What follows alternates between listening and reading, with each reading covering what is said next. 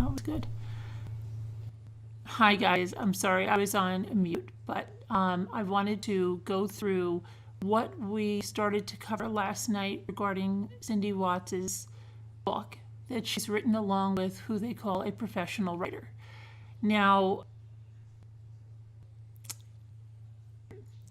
this kind of reminds me of, as a blogger and many other bloggers, we are pitched sponsored posts. And what they are is, let's say someone has an aluminum siding business. They have someone write an article, 5 ways to spruce up the outside of your home. One of those things in there, number 4 or whatever, is aluminum siding, and there will be a link to their business in there. And it's how they advertise, and it's how we can earn money as bloggers too. So I have requirements for that because every day I get emails, do you accept sponsored posts, blah, blah. And so I always send out this little blurb that says, yes, we do, pending, yes, we do, but they must meet these requirements. And the requirements are all listed. And they are, number 1 is it must be well written, okay, with proper punctuation, spelling, word usage. You would not believe some of the things that I get, right? So the reason for that is I think some of these companies hire people for a very small price off of sites like Fiverr. And English isn't their native language, isn't their first language. They're not fluent in English. And so you can imagine what is coming in. And I just can't take it. And I tell them right off. I'll look through it and I'll say, no, this has to be completely edited. You can do it or I can do it, but there'll be an editing fee. And if they don't have the pictures, then there's a photo sourcing fee because those were in the requirements. So if this is some type of professional writer along those lines, maybe I don't think that bad, but there are a lot of just a lot of errors in the writing itself on both sides. So that can be a little aggravating. Now, I don't know whether this is a copy that wasn't proofed yet or what, but it was sent along, and what essentially is there is I believe it's the introduction by the author, a forward by Cindy, and then 5 chapters. And we started to go over that. I gave you my synopsis. I did not read it verbatim, but I gave you my synopsis. That is what I'm going to do tonight, but I'm going to just do it all in one video because we didn't finish last night. So I just want to do that all in one video so it's all here. Because I notice when I put things in 2 parts, people can't find the second part. Where's the second part? It's always a big thing. So I just decided to do it in one video, do it like this, and let's get going. So I'm going to tell you a little bit about this. Now, someone sent this to me, said, here, Carolyn, take a look at this. I know that it was posted in some places, but then it was taken down, and I don't know if it's up anywhere else at this point, but I have some ideas on who might have leaked it. But nonetheless, it's out there, and so I'm just going to give you a synopsis of what was in there. Okay, so let me go back. Okay, so the first thing, the title of the book right now, their working title is All My Broken Pieces. Okay, by Cindy Watts and Kathleen. And the forward is Kathleen. And she is talking about why she wrote this book, okay? And she says she did this because she looked into this Chris Watts case for many months. But she didn't do it because it interested her. No, not at all. She did it because she didn't see any motive. So, okay, so you didn't see any motive? No, that's not interesting. Okay. And she could not believe that someone that didn't have a violent past could ever do what he did, right? So she just didn't understand how he turned around and murdered Shanann and the girls and put the girls in oil tanks and all of that. So she said something's not right here, And she says, she's no stranger to true crime. She's written and researched it. But she really didn't research it too much because I have chocolate on my lip, a lot of errors in there about what she's talking about. But she starts to go along the lines like, what could it have been? What could it have been that made him do this, right? Could it have been, oh, let's see, drugs? Could it have been that? You know, there were medical things, there were financial things in the marriage. What happened? She goes on to talk about Jeffrey McDonald. And you know that he allegedly murdered his pregnant wife and 2 little girls who were the same ages, okay? And Joe McGinnis wrote a book about it called Fatal Vision. You probably know it if you study true crime. And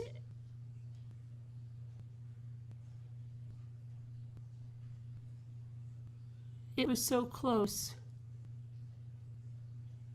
in North Carolina to where Chris grew up.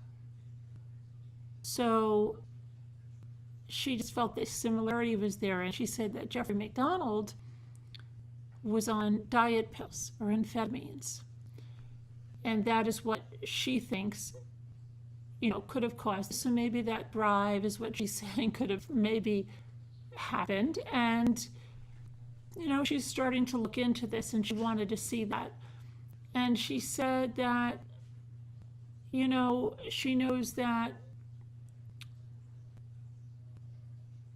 there were surgeries, elective surgeries. So she knew that there were opioids involved somehow. And she's just doing all this speculation, right, about what this could be. And then she thought another thing that, oh, about this Watts family, you know? What about this Watts family? How come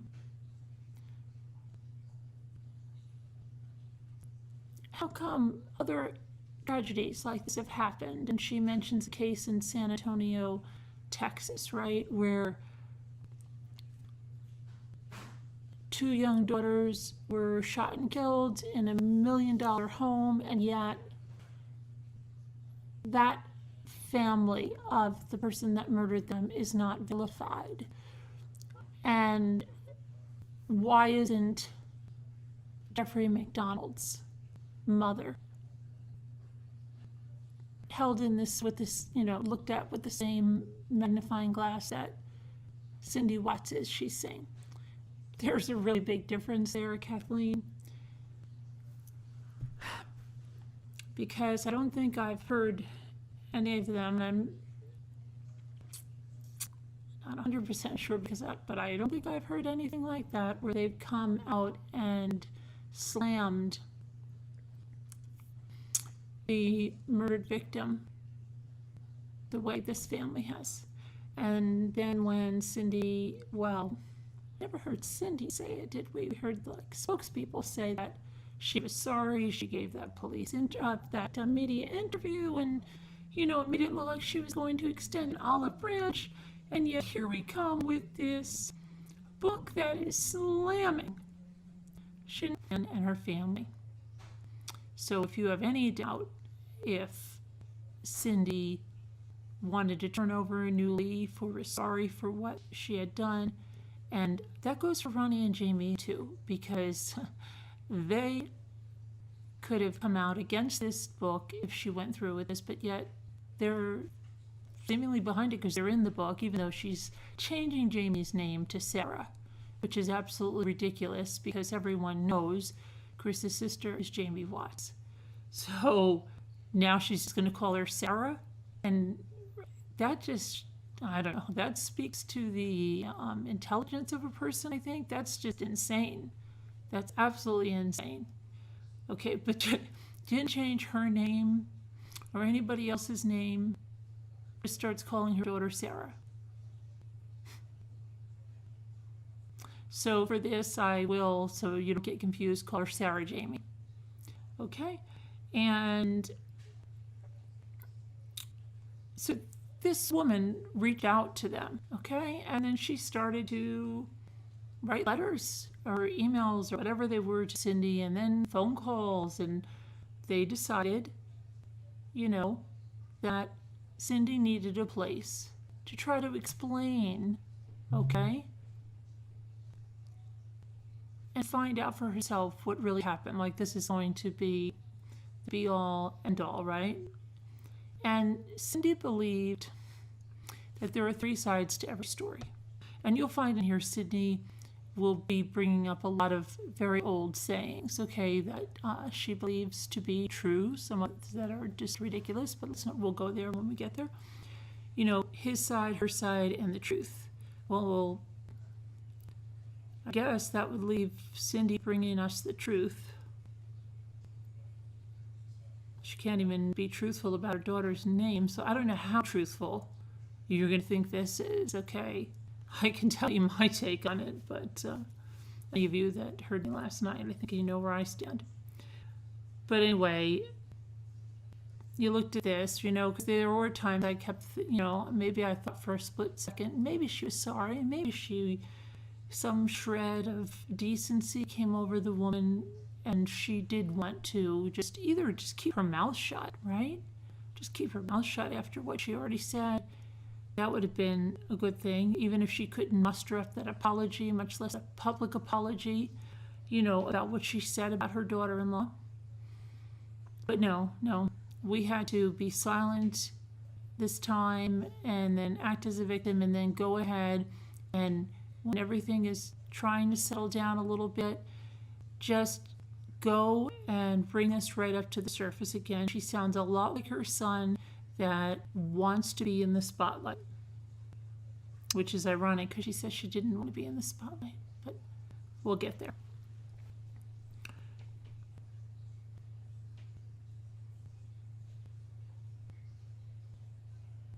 Now, there's also a little nursery rhyme of Humpty Dumpty. I guess that's supposed to signify all the broken pieces. Okay? And then there's also a quote, a lyric of a song by Kid Rock. His why, only God knows why. So if only God knows why, Cindy's not bringing us any truth, right? We're just getting Cindy's version. Cindy's version. It's safe to say, if you know the things Cindy said prior, right after, the things that people said she was sorry for and didn't mean, and that she truly loved Shanann and everything, we're back to that version, Cindy's version.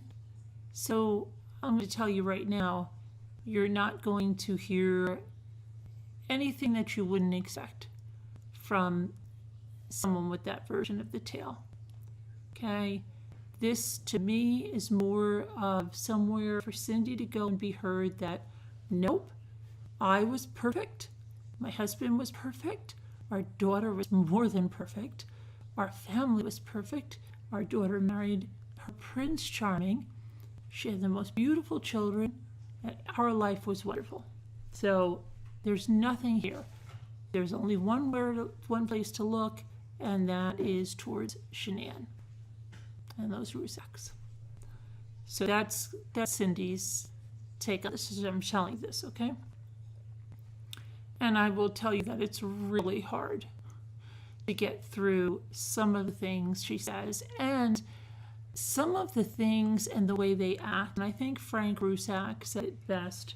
And, Cindy obviously didn't listen to those interviews because she said something in there like, how could someone, she mentioned the Rusaks in there, so we'll get to it, but would they have said something nice about her son afterwards? And, they in fact, they did, Cindy. Why don't you go listen to Frank Rusak's interview and Frankie Rusak's interview, okay? Why don't you go listen to that? Anyway, and even Sandra, even at the sentencing, I don't know that I could be that way with walking back to my seat. I don't know, my notebook or what I was holding would have accidentally slipped and just whacked him right across the face. But she's a better woman than me there. But Cindy's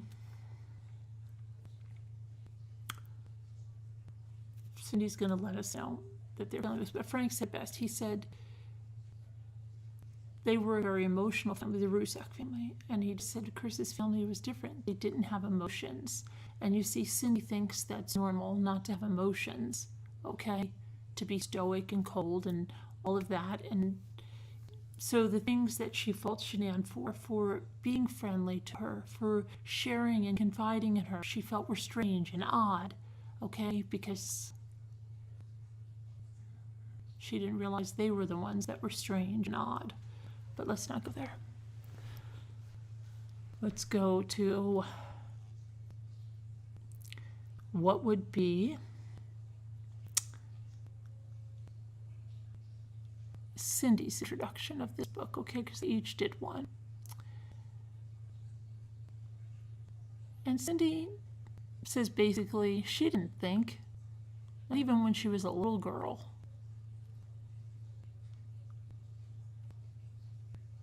that she would ever want everyone in this world to know her name. She thinks that perhaps, maybe, most little girls have dreams of being a princess. And you know, nowadays, with technology and internet sensation. But of course, they didn't have the internet back when Cindy was a child. And Cindy says, you know what, there are no princesses or stars at all. Really, Cindy? Okay. Sorry, I guess Cindy doesn't understand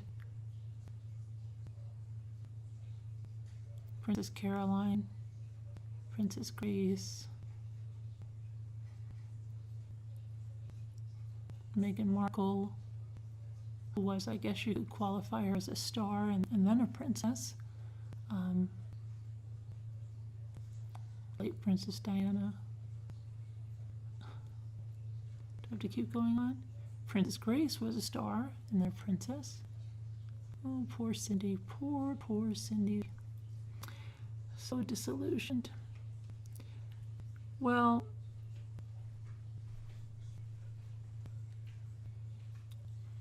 not where she lived anyway. She said the only stars were in the sky. I guess Cindy didn't have a TV and she never went to a movie, and I don't know. It's kind of sad, right? And Cindy said, you know, 10 years ago, right? If anybody would have asked her what she wanted, I'm thinking 10 years ago. What is Cindy? Isn't she 62, 63? What is she, 63? So she would have been 53 10 years ago. And she said, well, if anybody ever asked her that, she would have told them. She already had it.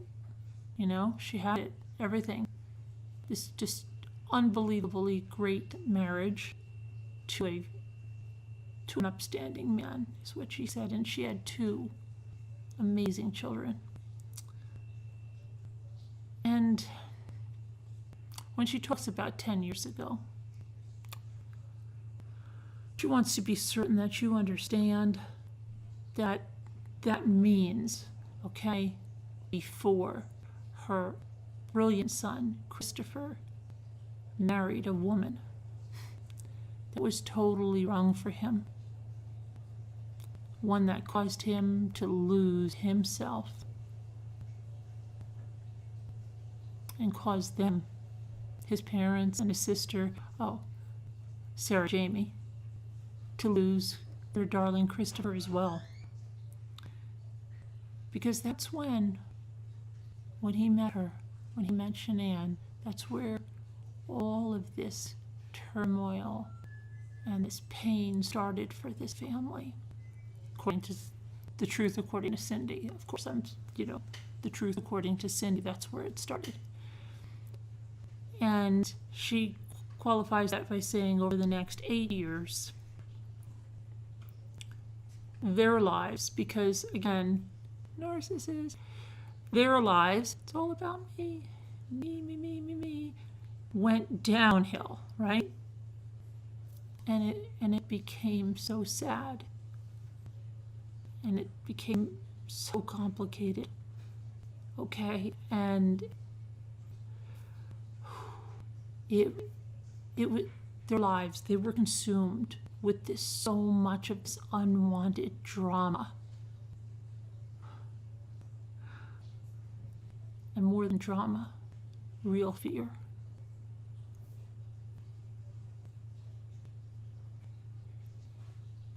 And it culminated when they ended up right at rock bottom. Well, you know what Zoe thinks. Totally damaged, in a grieving heap, broke into tiny pieces all over the ground. Because it's all about them. Tiny pieces. Those tiny pieces would be on the ground, right? They would be on the ground. They wouldn't be under the ground. No. Because Sarah Jamie wasn't killed. Cindy wasn't killed. Ronnie wasn't killed. Christopher wasn't killed. They were all above ground. Still breathing, still able to talk and think, go about their lives. You know who can't? Cindy? Shanann, the very person you're blaming.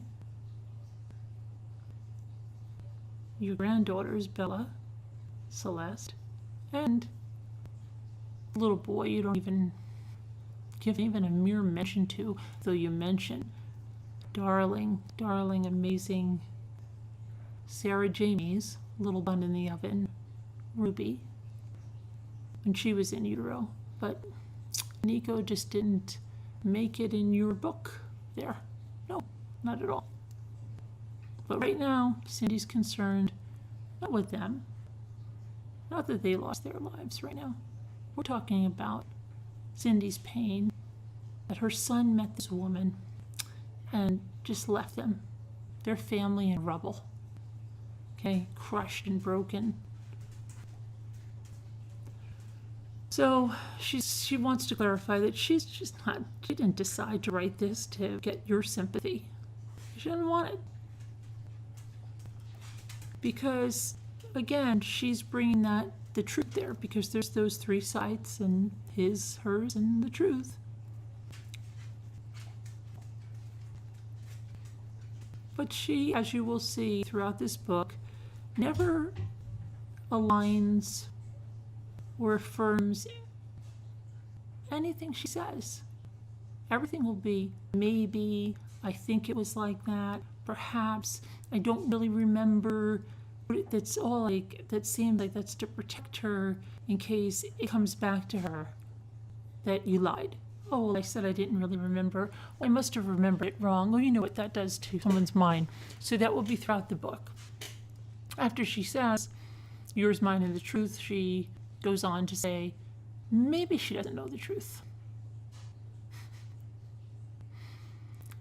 This is like when a person lies so much and they contradict themselves in the same sentence. You'll see that throughout here.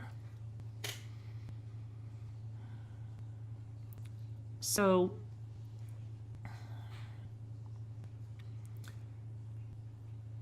let me get back on my notes here. Hang on.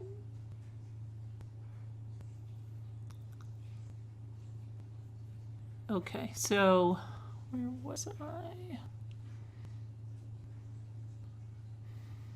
So maybe she doesn't know the truth, right? Maybe she doesn't know any more than the millions of people around the world who seem to think they know the truth. But she does know some stuff, she says, you know? What does she know? She says, well, she's pretty sure she knows her family, and that she knows Christopher. And then again, in the same sentence. Maybe she doesn't, she says, But she wants to understand him, She wants to understand why he did what he did, right? And she thinks that, she thinks she knows their marriage, And that's really what brought them all here where they are. And she just wants to tell people about this stuff,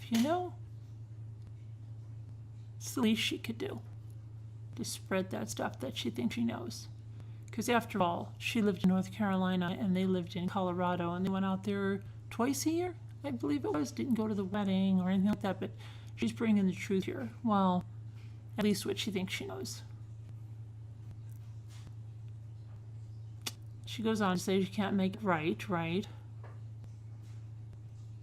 And then, pity party moment for her, and just a knock at the Rusaks, in my opinion, that she says she doesn't know if she'll ever be able to hold her son again.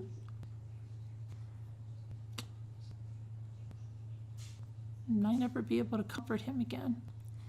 Well, Cindy, you know what? I think you have visitation rights at the prison. And I think, if I remember right, when Ronnie went for his Father's Day, that there's no wall between them. I think they can even have physical contact, a quick hug or something. So it looked like, that you could still talk at least to your son on the phone.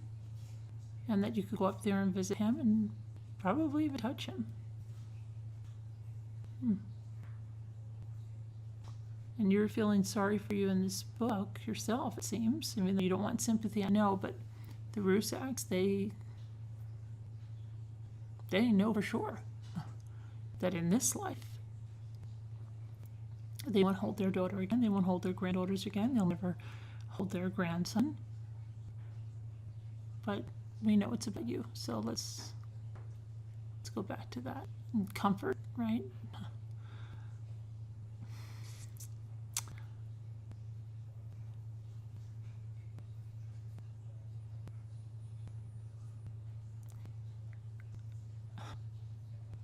But anyway,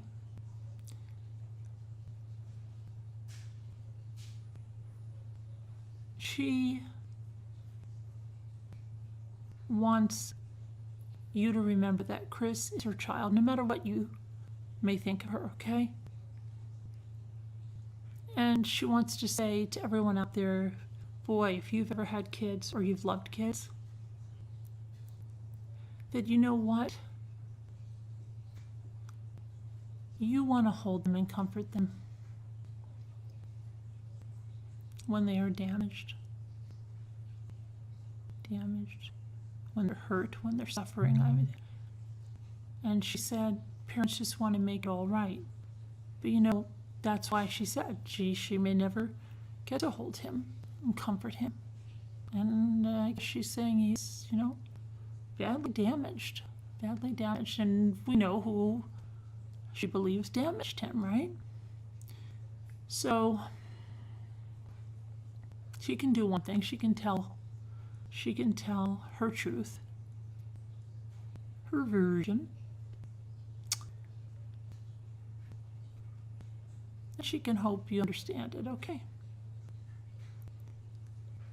And she wants you to know that this book is going to be about their family, who she considers just ordinary folk, And she has a message for those people that think you know who they are, just overnight, okay?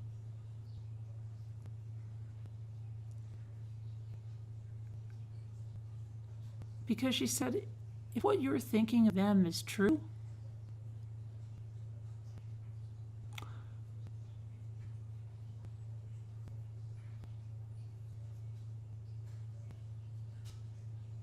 then something like this could never happen to you.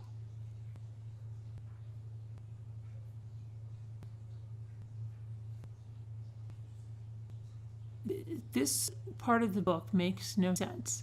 Because what I think she's trying to say is,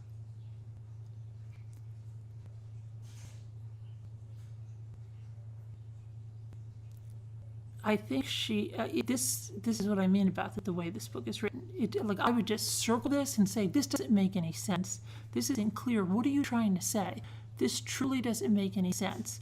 What I would surmise she is trying to say is saying that when people think that there's something wrong with them, well, she's trying to say two things. It's really hard. She's trying to say two things. If you think that something is so wrong with this family, then you're doing that in order to convince yourself that this couldn't happen to you because you're not that family.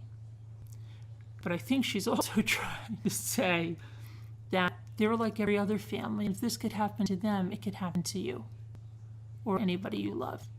I don't know. Cindy needs to really clarify that. That is a mess that's a mess in the book, okay? All right.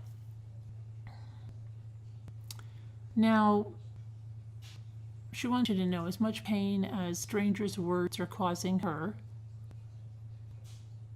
And you know, strangers are people that know nothing about them, but they just feel like they do, you know? As much as they hurt her, she's not holding any grudges. She's such a good person. She's not holding any grudges, okay? So don't you worry now, because she's not holding any grudges against anyone. She goes on to say, maybe she would have felt the same way if it wasn't them.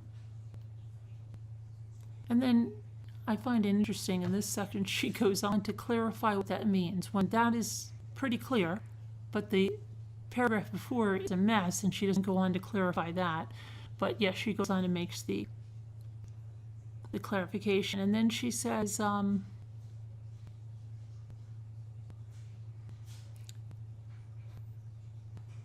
before her family became a family that you read about, you know, in the news, one that people all over the world are shaking their heads over, okay, and one that causes people around the world to immediately run to their computers, you know, and say things like that she should have drowned Chris right when he was born. And she says, if that isn't personal enough, you know what? Can you believe it? You know what they're doing? They sit there and they speculate about whether, was it Cindy or was it Ronnie? Who's the psychopath? Who was the horrible parent that did this? Or was it their DNA? Was it destiny because of these genes that they were putting together? What really messed up their boy that he was destined to grow up and become one of the worst family annihilators ever?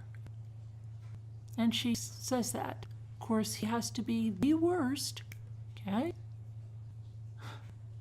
Well, didn't he always want to, he was a high achiever, you say there, Cindy, right? He always had to be the best at what he did. So I guess being the worst at that is kind of like the best, but nobody would normally strive for that. Nobody of sound mind, but, you know.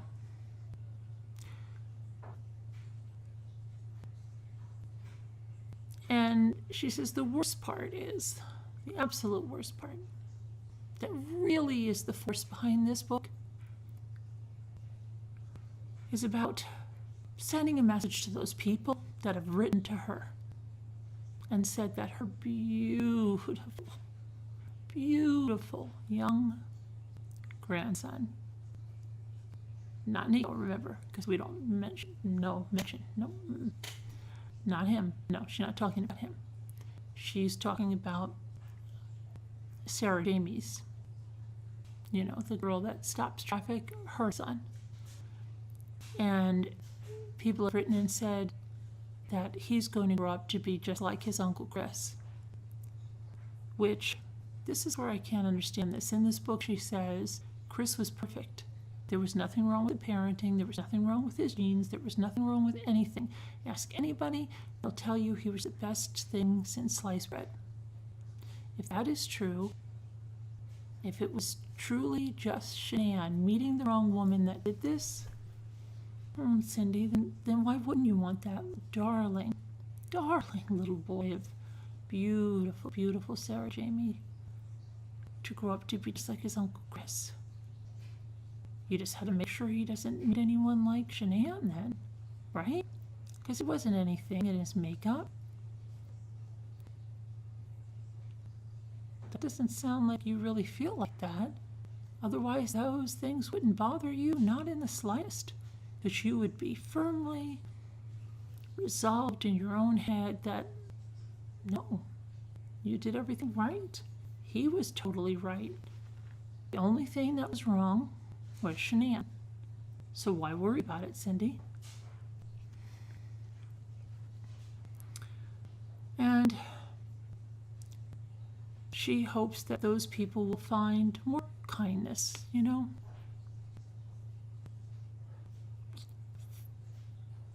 towards this, bring it towards this innocent boy, And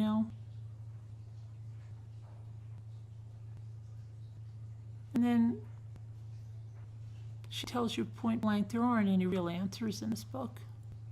Of course not. Of course not. She's not going to tell you how this happened. She's not going to tell you how they could have stopped it. Because how blind are you people?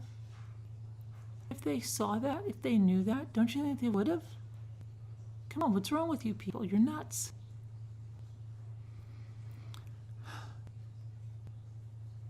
But she goes ahead and gives out a southern thank you that you're going to read and listen to her book, her story. Give her your time. She drives down this road again. And then she goes into the same thing she said so many times. Chris. He was a really good kid. And just in case you think it's just her, ask anyone. Ask anyone. Ask his teachers, his coaches, his friends, his neighbors. Ask anyone. You won't find one person, not one, that will tell you anything bad about him. And he never caused his parents, never once, not even one little single problem, never. He was a model child. Not only that, he excelled in school. He was an honor student, okay? And he just loved sports. Oh my gosh. He was just like a prodigy, okay?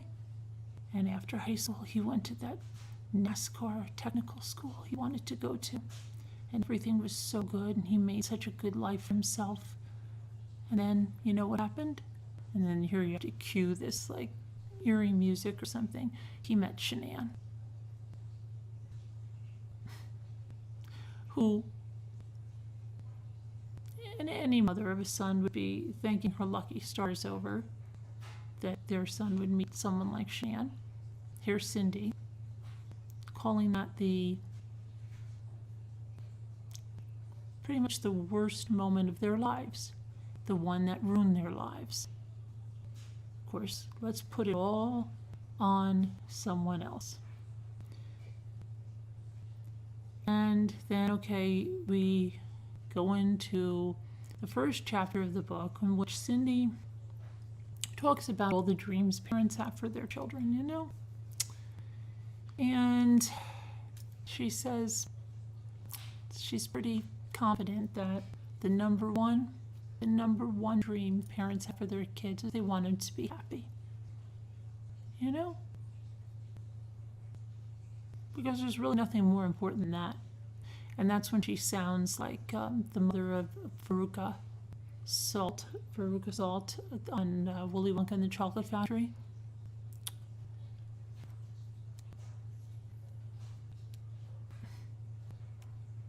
You remember what she said when the girl finally found the golden ticket?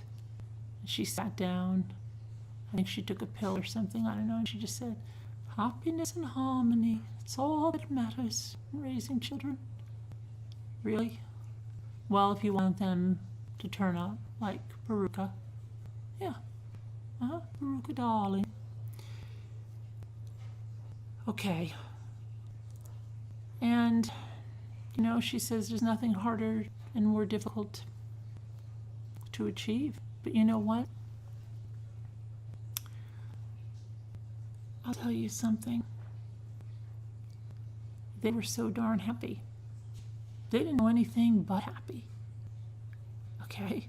They didn't even know they were happy because they thought that was just being normal. Okay?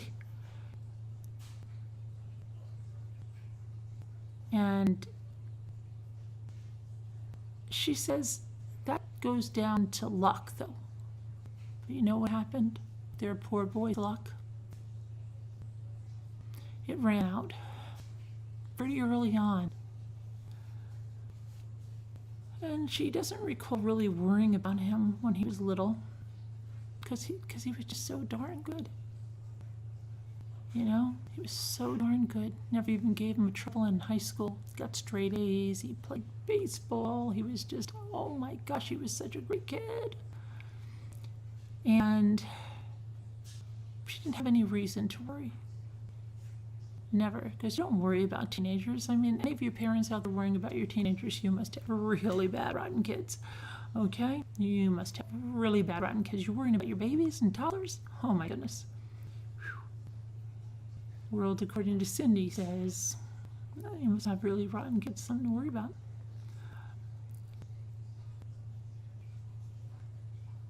The one thing she did is she didn't want him to be lonely because he was kind of shy, kind of in his shell, And their daughter was such a contrast to him, Even her mother, she said, even her mother would pick them up from school. We all heard the story, right, from Chris. And Cindy tells it the same way, that Chris would come right out of his school, right into his grandmother's car, and then they would go to Jamie's school, and she just had so many dang friends. It took her 30 minutes to get out because everybody wanted to talk to her. Remember, she was stopping traffic too, so all the cars, they had all these collisions in front of the school. Police were always there with the fender benders. What happened? Oh, you saw Jamie once again? Oh my gosh. Jamie, can you put a paper bag over your head? We cannot come to the school every day for these fender benders. Please. Okay, so she just has so many friends. She's so popular. She's so outgoing. She's so talkative. She's so this, she's so that. It's so wonderful. And Chris was the opposite, but he did go to NASCAR races and stuff with Ronnie. And people say, oh, maybe she favored Jamie, right? But what are you going to do, She did. She liked spending time with her. She got along well with her. And Ronnie and Chris would go to races, and they didn't have to really talk at races because it was loud and noisy.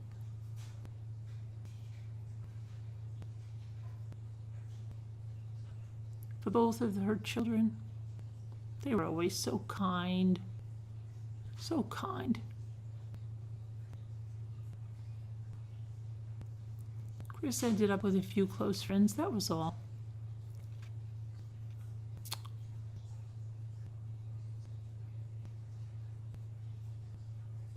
Now, her biggest hope was that there was going to be some girl out there, writing in her diary, some sweet girl, I just want to meet a guy like Chris Watts. Some sweet girl that was just going to take him, take him under her wing and help him ease out of that shell. Just a sweet, sweet girl. That's what she was hoping for,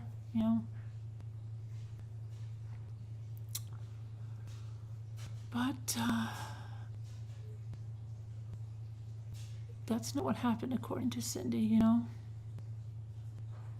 She hoped that so much. And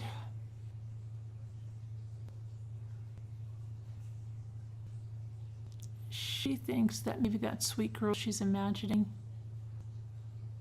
would feel about Chris the way Cindy felt about Ronnie, who she said was much like Chris, even though in her media interview she said Chris was like her and not really he was socially awkward, but now Chris is like Ronnie. And that this sweet, sweet girl made up in her mind would value Chris the way Cindy held Ronnie up on that pedestal, and that sweet imaginary girl would just enjoy just being with Cindy's sugary, sweet, unbelievably hardworking little boy, and be willing to build an incredible life with him. Okay? And see, because she was worried about Chris, but not Sarah Jamie. Not Sarah Jamie at all. With Sarah Jamie, she was just so breathtaking. And just, she had the whole package. Cindy knew. The boys are beaten down at path here. She's going to have her pick. She's going to have her pick. That's Sarah Jamie. She's got it made. Whichever one. No, not you, not you, not you, not you. I'm picking the best one, Mom. Not with Chris. And she could just hope for the best, That's all. After high school, Chris beat it the heck out of that house as fast as he could. He went to that NASCAR school. Then he got a job right out of NASCAR with the Ford dealership. He was just doing so well, right? He loved exercising. He did. He loved exercising so much. And you know what? Sarah Jamie got married. Well, Cindy doesn't tell us until later. She got married, didn't work out. It was like a flash in the pan. Then she got married again, but this time to her Prince Charming. And she had a little boy named Wyatt who just loved his Uncle Chris. And Chris would come down to the house and they would hang out and, they would have nice visits. And it was just wonderful. And their family was so close and they saw Chris all the time, even though he had a 3-hour drive.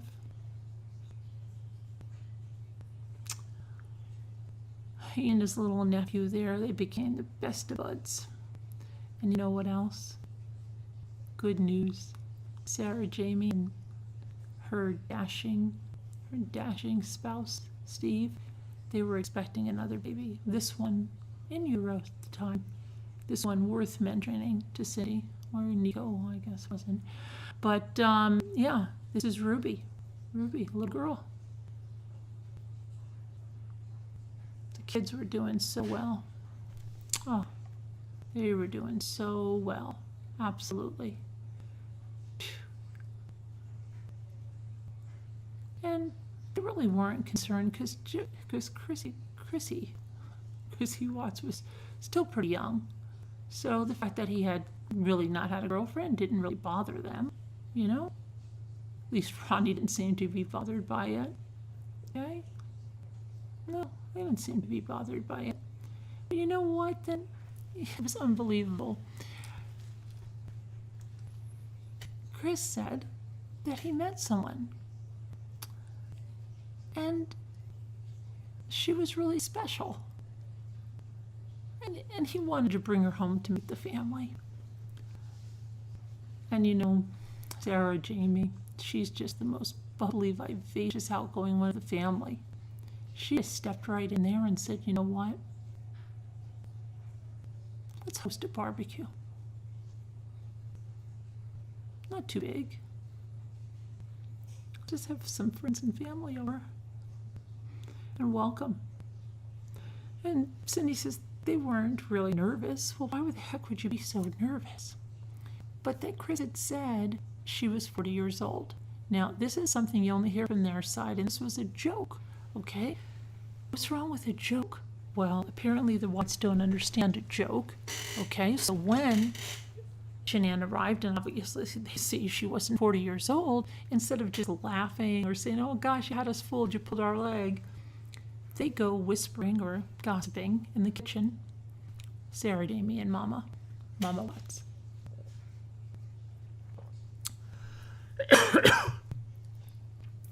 And so, I just want to check something right here. Okay, good. And so with that, they talk about, like, what the heck? She's not older than him. She's not 40 years old. Why would she say that? Why would they say that, right? They can't understand why they would do this, right? And Ronnie shrugged it off. What do you care, right? Instead of just saying, "What do you care?" They had a joke. She seems like a lovely girl. She'd be happy. But they wondered. They really did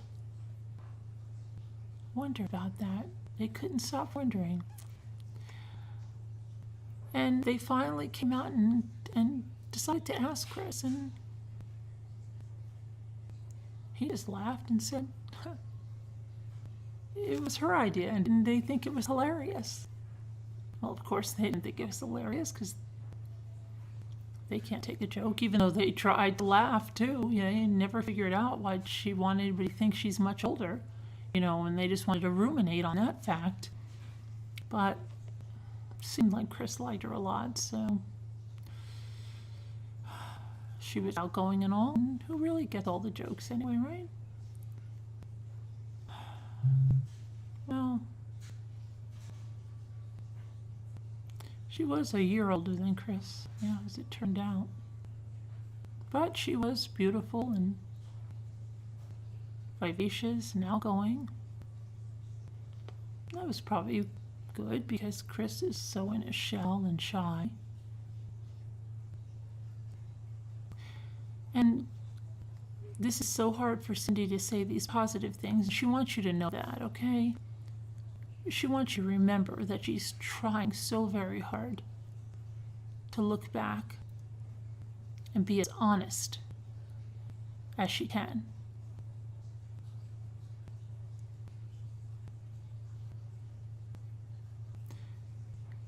And when someone says, "I have to be honest," or "I'm honest," or they talk about how they're honest and loyal, they're usually lying. "I'm telling you the truth," they're usually lying. Anyway, since they were such a family that believed in that hard work and doing the best you can, right? Good Southern family, Southern values. They couldn't help but notice when they met Shanann that she was driving a big, beautiful, expensive Cadillac Escalade.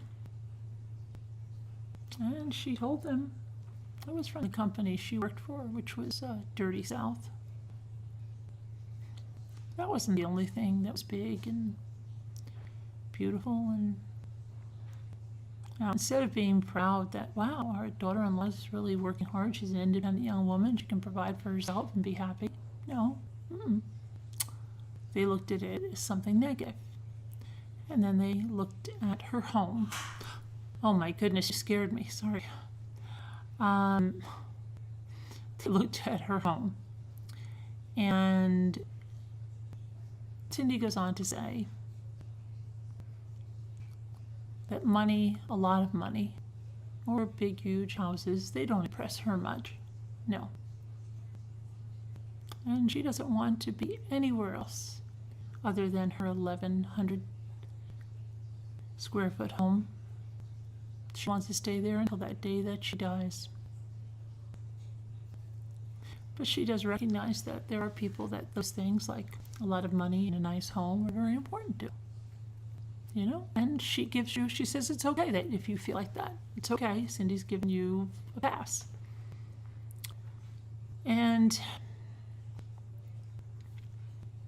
that hard work, you know, whatever it might be for, whether it's just to feel better about yourself, to make a difference in the world, to buy a house to give you shelter, no matter how small or big it is, it should make you feel good about yourself. And you know,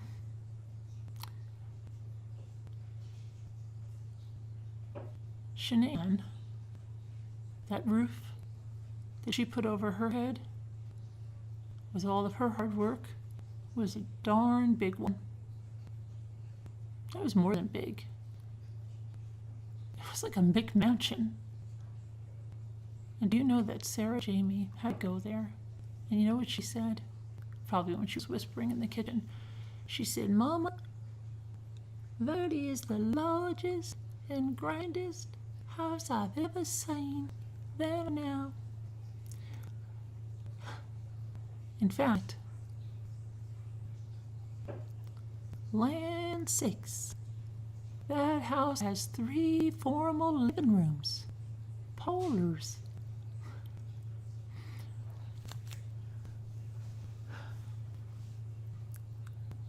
Every room had the most beautiful furniture that they had ever laid eyes on in their entire lives. Would you believe it? The house was built right beside a lake. Yeah. She not only had to build a big one, she had to make it lakefront. The nerve. The nerve. And you haven't heard the best part. Would you believe there was a freaking boathouse? Right. Who puts a boathouse? Who puts a boathouse on your property when you live on a lake? The nerve, the absolute nerve to put up a boathouse. Unbelievable. And Cindy just guessed that people that live there in that subdivision with that lake, I guess it's not out of the question to have a boat. Ugh. But then, let's talk about her bedroom, because Cindy is. And do you know, in her bedroom, what stood out for Cindy were these little clocks and other things that Shanann had said she ordered from Switzerland. Now, did Shanann say that? Or did Cindy see like Swiss movement on the clocks and think they had to be ordered from Switzerland? I don't know. And what if she did order them from Switzerland? What's the big deal? Anyway, Cindy sounds a little jealous. Sarah Jamie sounds jealous. But Cindy says the house was just perfect. Described it as a castle.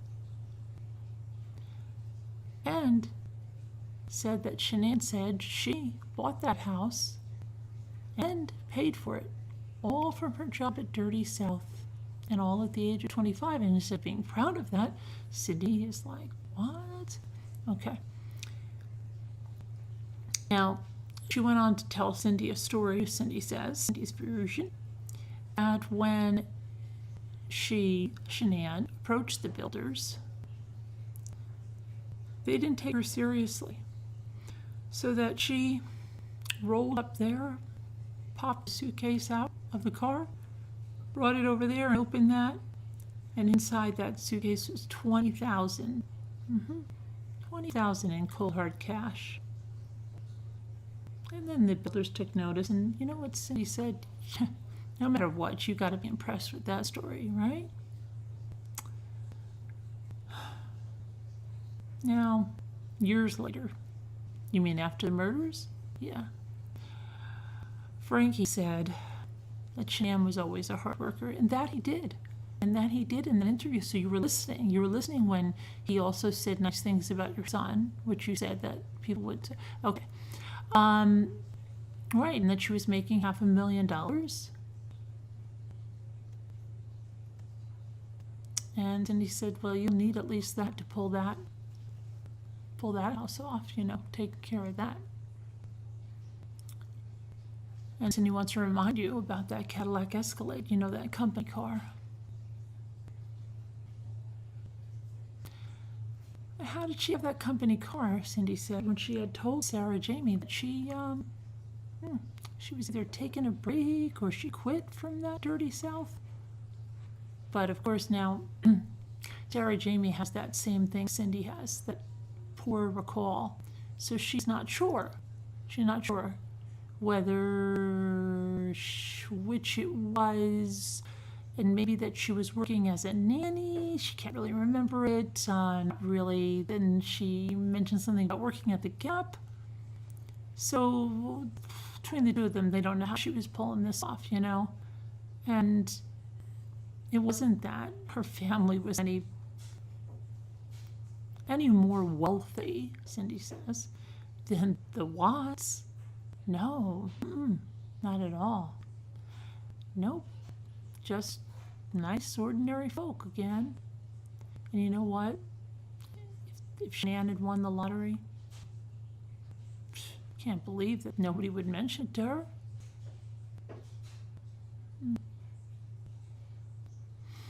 Right from the start, you know that Shanann? She was friendly with them and opened up, told her about their lives. She says that like it's a negative thing, you know? And that they heard right away about her illnesses, the lupus, the fibromyalgia, the migraines. She says she didn't bring up the endometriosis or the celiac disease until later. But she went on to tell them that she was married and divorced, and she had put her husband through school, law school. And then Cindy says that Shanann said he was physically unattractive. And even despite that physical unattractiveness, he had managed to cheat on her, she says. And then she also told them that she had been in a car accident, you know, and she had hurt her neck. Like, Cindy can't remember. Did she say she went through the windshield or not? I can't remember. I'm sorry. But Cindy said, by all appearances, she seemed happy and healthy, so I guess that you must be. Cindy didn't know about silent illnesses or anything like that. Okay. And all the times that they saw her, that's how she was, and that's whatever. You know, so, didn't know how, but Chris seemed dazzled, even though can't really understand how she afforded that house and that car and everything. Didn't he understand? Chris was supporting himself, but, you know, he wasn't living in a house that cost $500,000. He didn't have this gorgeous furniture. He didn't have big Cadillac Escalade that he was driving around in. Nope, not at all. Chris did buy a Mustang, and he made payments on it. He only had about $8,000 to pay off on it. He had some savings, and he was doing okay. Not like that, though. So, with Chris living and working in Charlotte, Mom and Papa Watts and Sarah Jamie didn't get to see him as much as they'd like. No, not at all. And Cindy just figures, there's another one of her sayings. You'll hear many of them. No news is good news. And Ronnie would tell her if there was something to worry about. But they met the Rusacks when they came, and her brother, Frankie, and Cindy thought they seemed nice. But Cindy will be honest, she wasn't looking to get close to Shanann. No, she was going to keep her distance. But it wasn't because she didn't like her. No. It was just because she had a way about her, you know? Her conversations were just a little too personal. Yep. And they made Cindy feel kind of uncomfortable. Yeah. You know those people, the ones that just want to tell you everything? Right when they meet you? Ugh. Cindy's not one of those people. That's okay. It's okay. It's actually okay for both, she says, but she's a little concerned, you know? She's a little concerned, not about that, but the way she acted when she came to that darling grandson Wyatt's 3rd birthday party. Yeah. That's right. Remember again, we're reminded that Sarah has that little bun in the oven, that little Ruby. Sarah Jamie. And the party was just a small little one. But you know that Shanann, right? She heard about it and she suggested, why don't you have a Power Rangers party, right? And she started to give her some ideas because Shanann was good like that. And she said, why doesn't Chris show up dressed as a Power Ranger? And she guesses that Shanann was the force behind Chris renting those outfits, or buying them. She's not sure. Again, never sure. And when that birthday party came, wouldn't you know it, Chris forgot the helmet to his costume. Keep in mind, though, it's a 3-hour drive, right? Unbelievable, to Sarah Jamie's house. And little Wyatt, only 3, was just as happy. Didn't even understand the helmet was missing. So it really floored all of them. When Shanann, in unmistakable terms, said that he was to turn right back around and go back and get that helmet. Can you believe that? Drive straight back there, 3 hours, 3 hours to return. 6-hour trip. And then, obviously, another 3 hours to get back home. And don't forget the 3 hours that came there. So that's 12 hours on the road. Come on, Cindy, I think you're... Okay, exaggerating quite a bit, but okay. Let's say it was 2 o'clock when they got there. So Cindy's saying then it was 8 by the time... Yeah, okay. All right.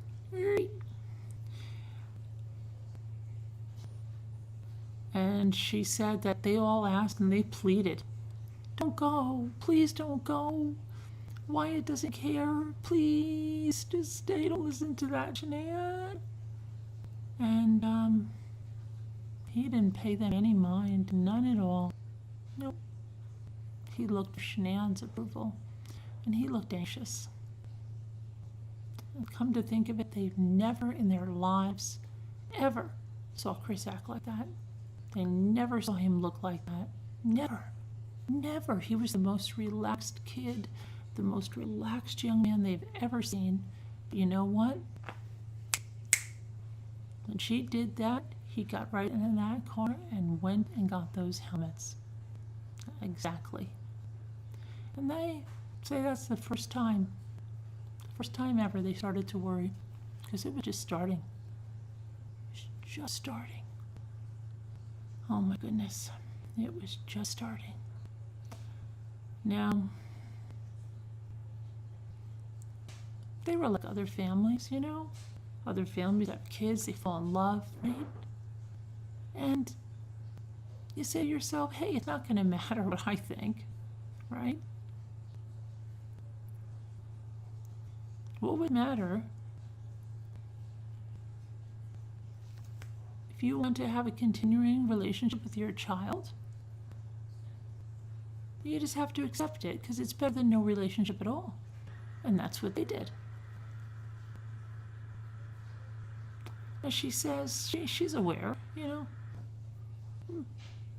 Who knows, she says. Those people on the internet, they call her a crazy, possessive mother. And even Chris, she says, kind of alluded to that a little bit in his first interview. He said, my mom's a little hesitant to that nice detective who jumped in and said, yeah, losing her baby and all, yeah. You know what? When Cindy saw that, she was a little bit miffed at that, right? Because that was just a few weeks after Shanann had written about her on Facebook. And she'd written a lot. Cindy mentions earlier, I forgot that, most people don't have daughter-in-laws that write tons on Facebook. That's what Cindy thinks, yeah. As if that's a reason for, whatever. But now she's talking about the Facebook again. And she says that she can't believe Chris said this because Shanann posted stuff a few weeks earlier. Even though she was murdered at this time, right? Cindy's worried about herself and what was posted. And she said, amongst other things, that Sarah Jamie was the golden child. Chris was always second best. Yeah, I don't think that was on Facebook. I think those were in text messages, Cindy. And you know what? Cindy says, you just can't win. I've always been crazy about both my kids. So's my husband. But I'm extremely close to my daughter, so big deal. Okay, she's an amazing young woman. Okay, who with, they have a son-in-law who's not only beloved, but very nice.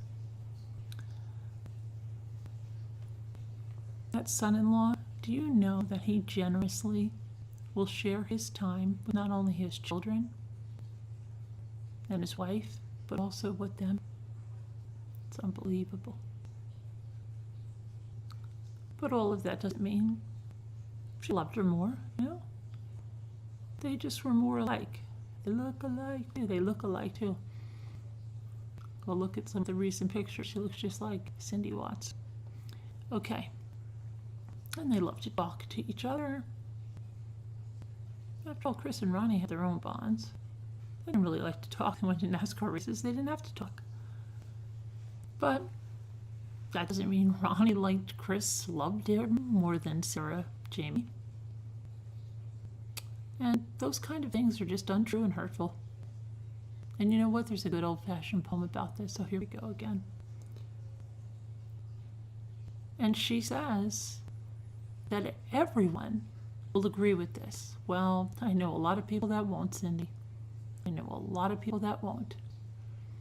A daughter is a daughter all of your life. A son is a son till he takes a wife. That's not true in my book. That isn't true with my own sister-in-laws, but Cindy believes it to be true, and she says that everyone else will agree it is. And she goes on to further clarify, in case you're all morons, what that means. And what she says it means is that once your kids grow up and get married, things are going to be different. And that if you want to keep up that relationship and see them, you need to keep the peace. And you need to like their choices, whether you really do or not. And this is especially important if you have grandchildren. She got so lucky. And that's, Cindy, just for the record, that is totally not what that saying means. It's pretty sad that you think that's what it means. So lucky. Well, how could she not get lucky with anything Sarah Jamie does? But that Steve, oh my gosh. What a good choice. But they didn't get so lucky. No, not with Chris's choice. But Cindy thought maybe it won't be a total disaster. Okay, maybe they could just get through, pretend they liked her and stuff. And what did they really have to get through? Every other Christmas?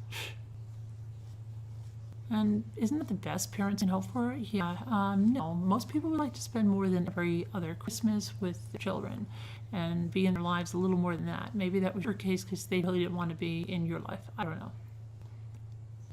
Anyway, since Chris was in love, you know, and Ronnie and Cindy and Sarah Jamie were doing their best to keep their mouths closed, move on with their lives, you know, just natural that Chris called up and said that he got engaged.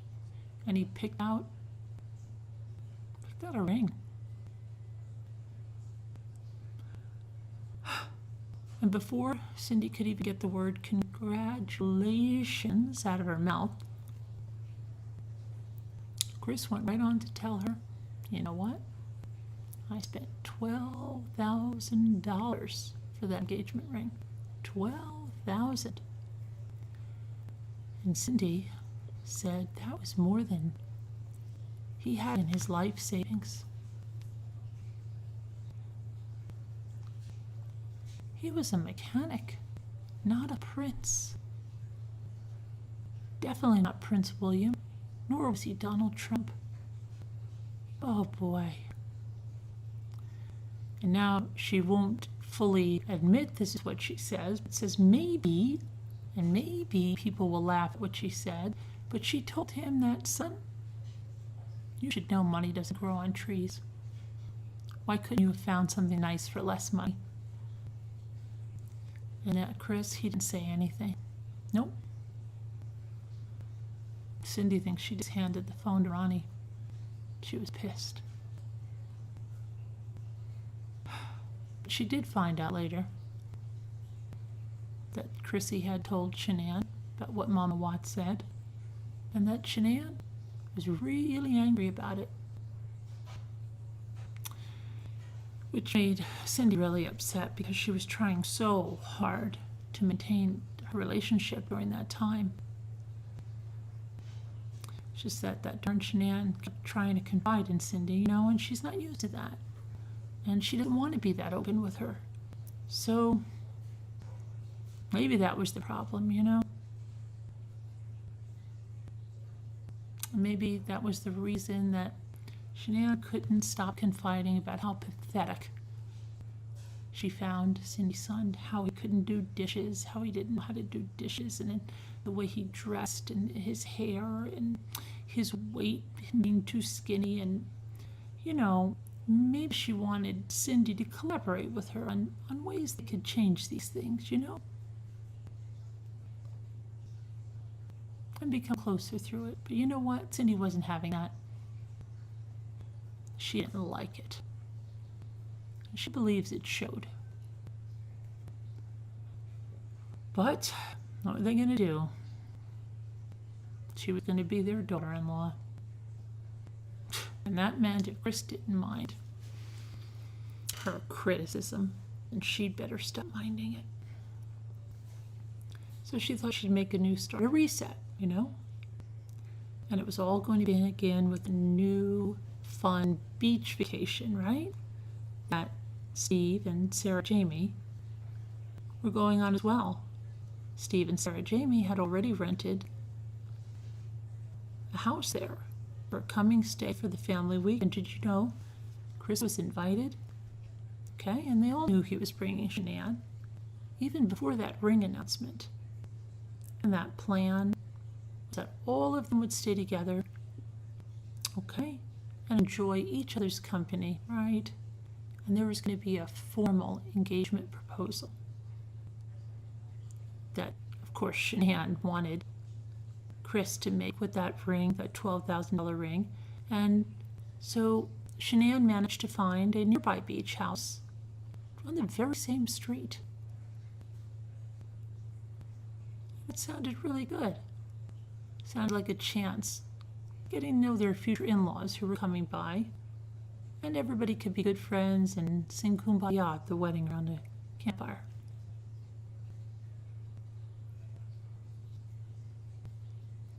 Everything was going pretty good. They were a beautiful couple, and they seemed to be in love. And the Rusaks seemed to really be enamored with their boy. And might just end up okay. And that brand new granddaughter was there, Everybody's having a good time. Sun was shining. Little Wyatt, oh my goodness, he loved the attention, loved the sun. And you know what? Little Wyatt was running every morning, and he was hollering and banging on Chris and Shanann's door. And so the next morning, Chris found his mom in the kitchen, and he said, "Mom, did you stop Wyatt from banging on our door?" And she said, "Why? Who told you that? That Shanann?" And he said, "Well, it's kind of disturbing her sleep." And she says, "I will not tell Wyatt that. He will be crushed. He's only doing that because he likes you. And if you want him to stop, you'll tell your sister yourself." And then she said, "And it's going to hurt his feelings." So she was miffed about that. And then there was some beautiful pictures taken on the beach by a photographer of all people that had come out and witnessed this, and then she showed them the pictures and, maybe they would get through it and, there was going to be a wedding and everything. Everybody got a little choked up of seeing the pictures, so, okay, let's try to bring it back again, right?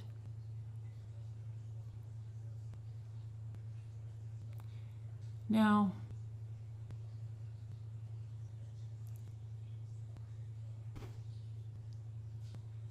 you see there was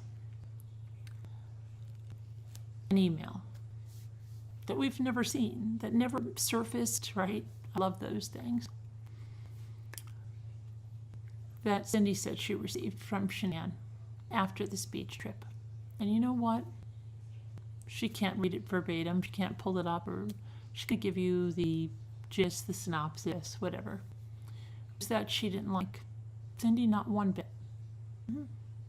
She actually said that, the gist, that Cindy was a bad influence and a bad mother to Chris. She went on to say that she also knew that Cindy didn't like her. And she thought that the less they saw of each other, the better it would be. Well, Cindy, she was steaming. Because she said she never said not one unkind word to Shanann, and instead she felt like she went out of her way to really embrace her and bring her into the family.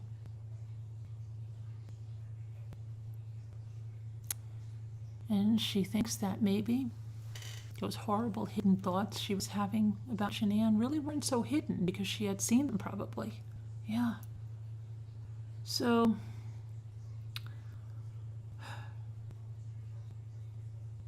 she says it would be a lie to say that that email did completely devastate her. Because in her entire life, no one had ever written an email like that to her. Never.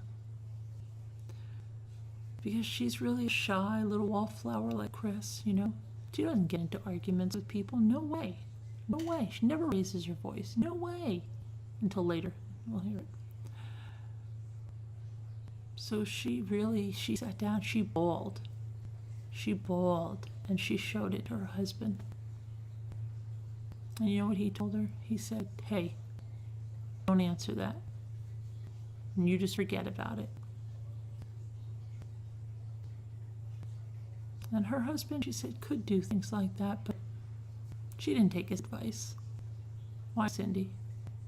Because he's not your big, strong man, your head of the household, that you go to for counsel and do whatever he says. No, that's right. Would you call the shots, Cindy, right? You know best about everything.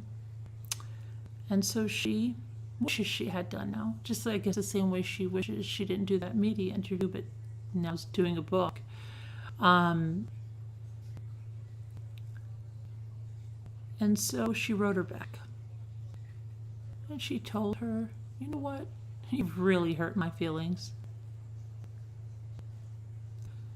And that whether she thought she was or not, she was really trying.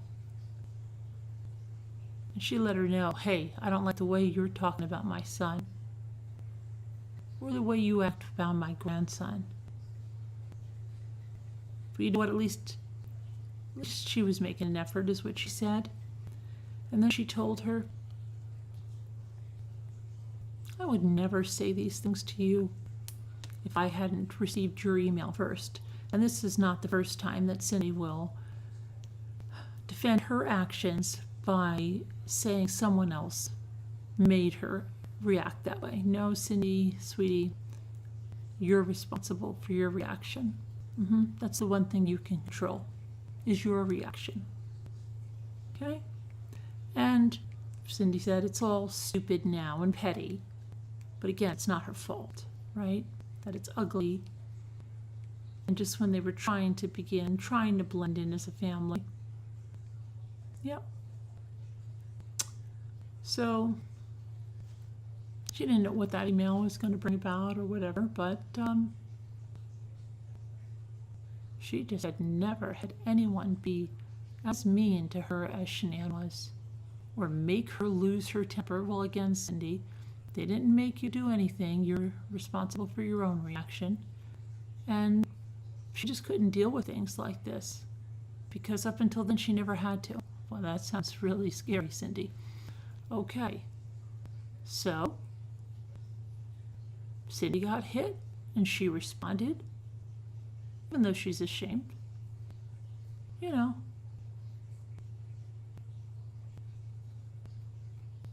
And sometimes, turning the other cheek, try harder, is something you can do, and she was going to try that next time, but that didn't turn out to be a very good plan either. So there's Sarah Jamie. She's so upset about that beach vacation. Oh, Sarah Jamie. And you know what? She was really concerned that dang Shanann was blaming it all on Mama Watts. It wasn't fair. It wasn't right. But you know what? Sarah Jamie doesn't want to cause problems. She doesn't want to have arguments and conflict. So you know what? She has a demanding career, a really great life of her own. So she said, I'm going to ignore this and all this family drama, and Mama Watts, you do the same. And that sounded good. So they decided to throw a bridal shower for Shanann, to show everything was forgotten. And to them, that $12,000 ring and those engagement photos and everything was just going to show that she had to have a big wedding, okay? Shanann mentioned she never had a big wedding with her first husband, and she still longed for that fairy tale day. So good old Cindy didn't think it was that strange, because Sarah Jamie had gotten married right out of high school, and that wedding put Ronnie and Cindy into debt. Now, Cindy says prior to this, they had such good money values. They knew they worked hard, they saved, they didn't overspend. Remember how she berated Chris for spending $12,000 on that ring? And why would two people that have those values go into debt to pay for a wedding? If you asked Dave Ramsey that, I think he'd tell you not to do that. But, again, another contradiction. So, that wedding, like a lot of young marriages, she says, didn't last but a minute. And they didn't do any judging. Oh, Ronnie, and they just shrugged it off. Oh, we're in debt for nothing. That was a good decision. Because their beautiful, beautiful girl looked so beautiful that day, even though it didn't last. That was their consolation, just how beautiful she looked that day. And do you know when she married Steve, they just went to the top of a mountain and did it. But she still acknowledges that every girl, just wants to have that day once. If it's more for the experience than even the marriage, but, whatever. So it's obvious that Shanann could afford any wedding she wanted, right? That house and that car were proof of it. They didn't think that Sandy and Frank could pay for that. But they knew she could, so let her have that big day she wants. And the Watts family, they couldn't do anything elaborate. No, they simply don't have much money, especially not since Sarah Jamie caused them to go into debt. But she likes to cook. Well, they both like to cook, Sarah Jamie and Cindy, and they like to decorate tables, and they like to make party favors, and they love that type of thing. So they're probably on Pinterest all day long, and they could give her a pretty bridal shower. Then she'd be happy. Then she'd like them. Then they'd be her best friends, right? And that would make Chris so happy. Okay. And you see Sarah, Jamie, and Cindy, it's like having three people. They knew Shanann wouldn't like a little bridal shower. Not at all. And they only have a small house, so they rented a little clubhouse. Yeah, it was one that was attached to an apartment complex, right? Not a huge space, but it was nice. And as it would be, she held her second engagement party there. Yeah. So Sarah, Jamie, and Cindy asked for the names and addresses of all of her girlfriends. Okay? And they wrote and they sent out these invitations to them and to the family members. And do you know it was Cindy, not Sarah, Jamie, that actually physically mailed those invitations? And a week later, the only RSVPs they got were from members of their family and hers. So Cindy called Shanann and told her that she hadn't gotten any answers from her girlfriends. And Shanann gave Cindy their numbers, and Cindy called everyone. And you know what?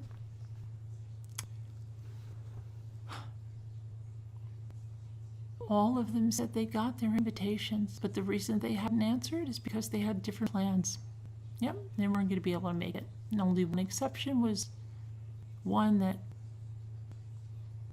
said she had been planning to RSVP, that she would be there. Sarah, Jamie, and Cindy worked really, really hard on that shower, and they thought it looked spectacular, you know? Spectacular. She got a lot of gifts. She got loads of attention. But you know, she wasn't happy. She wasn't. Anyone could see she wasn't. Cindy didn't realize just how unhappy she was. You know when she realized that? When she read the discovery documents. Yep. Okay. And then the author comes in, says this is a little really different, because Cindy's been given her point of view, but now the author's going to come back in and she's going to explain what's going on next. Well, that Sandy, and we all know this, wrote a letter to Detective Bamhauer to give her version of the marriage, and we've all read that many times. So when I read Cindy's words, they're going to be Cindy's words as they are in the discovery. But our darling Cindy Watts, our darling Cindy, wanted to rebut what Sandy said. So she comes in with rebuttal after Sandy's words. So Sandy's words from the discovery to Detective Dave Bamhauer. She begins with, Shanann built her house in Charlotte, North Carolina. Battling her lupus, her friend told her about her cousin Chris, saying he was a very nice guy, quiet, etc. So Shanann got a request from him on Facebook, and months later she called me saying, "Mom, I met a nice guy. He's a mechanic." And I said, "As long as you're happy and he's good to you." And Cindy comes on in after that one, and she says, "Well, not much to add. Nope. Other than to say that it wasn't his cousin. It was their nephew's former wife, and her name was Nicole Candady. And at this time, they still didn't know how to pronounce Shanann's name. Parents always referred to her as Shanann. Her parents always referred to her as Shannon. And Chris announced that he was going to change the spelling of his name.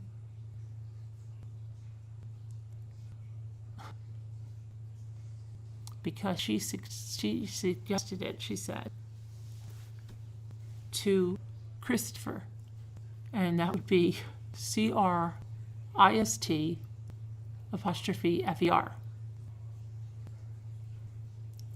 And Cindy admits they laughed.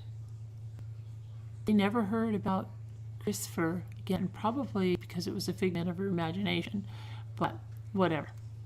Now, a few months, this now is Sandy. A few months after that, Shanann and Chris had a family gathering, and Frank and I and his parents at a cookout. They were all floored when they saw her house. Shanann was a hard worker and wanted to eventually sell and make a profit to keep doing so, eventually be mortgage free. She comes from a family of contractors.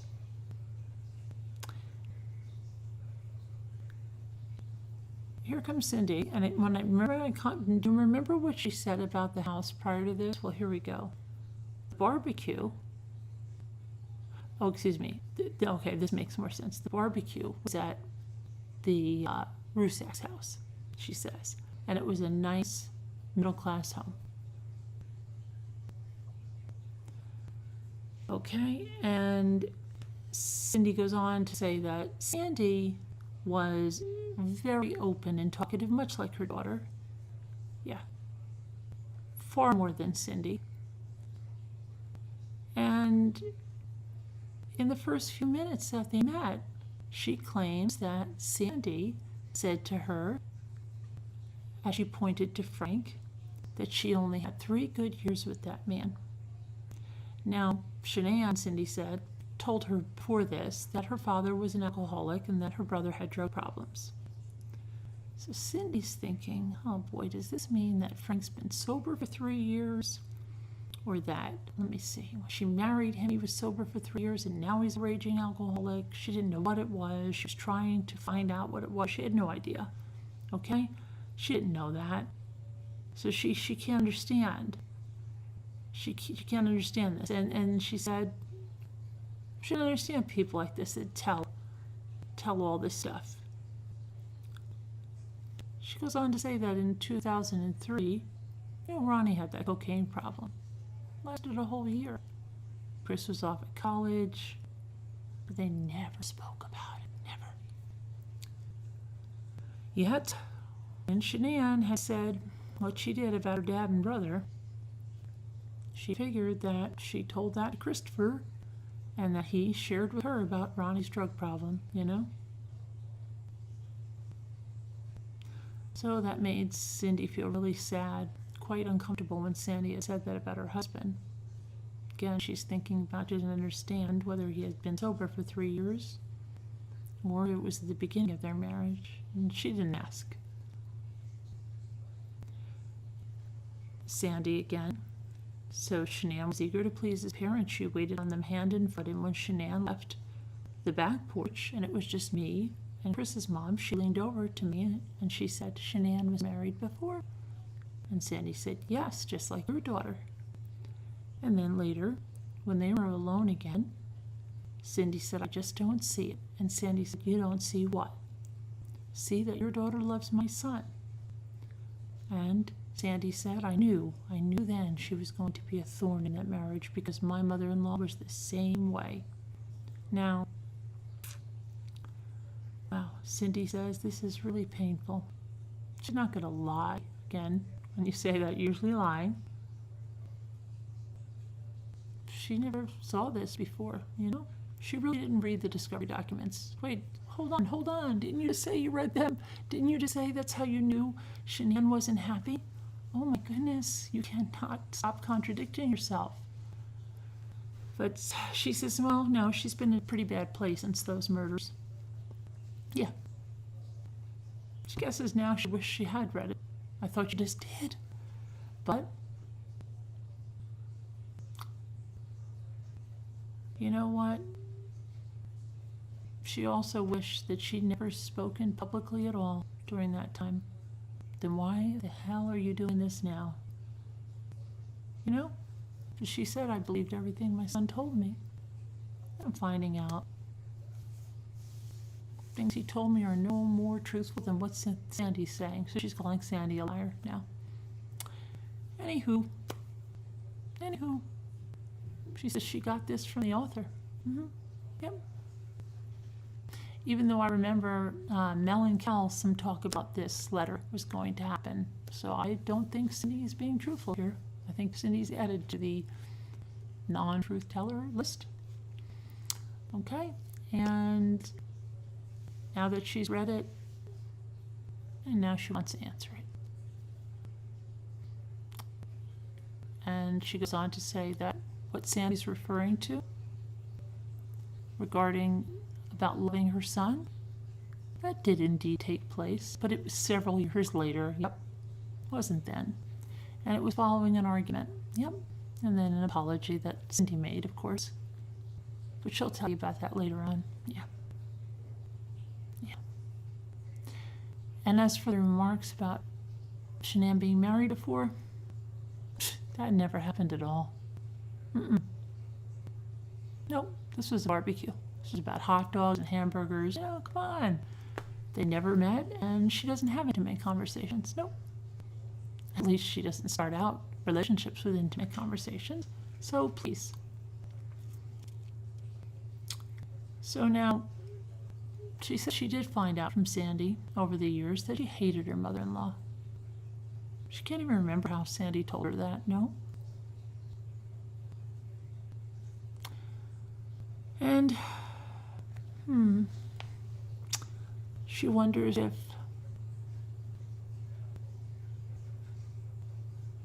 the thought of Cindy as Shanann's future mother-in-law, she wondered if Sandy thought about that. So every time there were barbecues,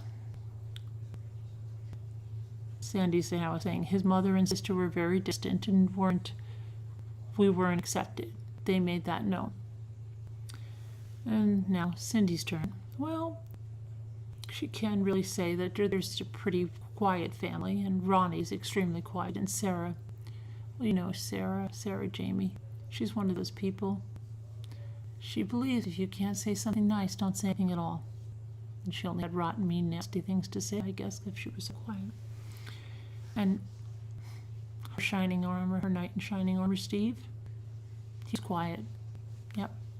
And so is Chris. Every single one of them hates fighting and arguing. Yep. But she could see how this family of extroverts would view that as being cold or distant. Yeah. They weren't trying to be, it's just the way they are.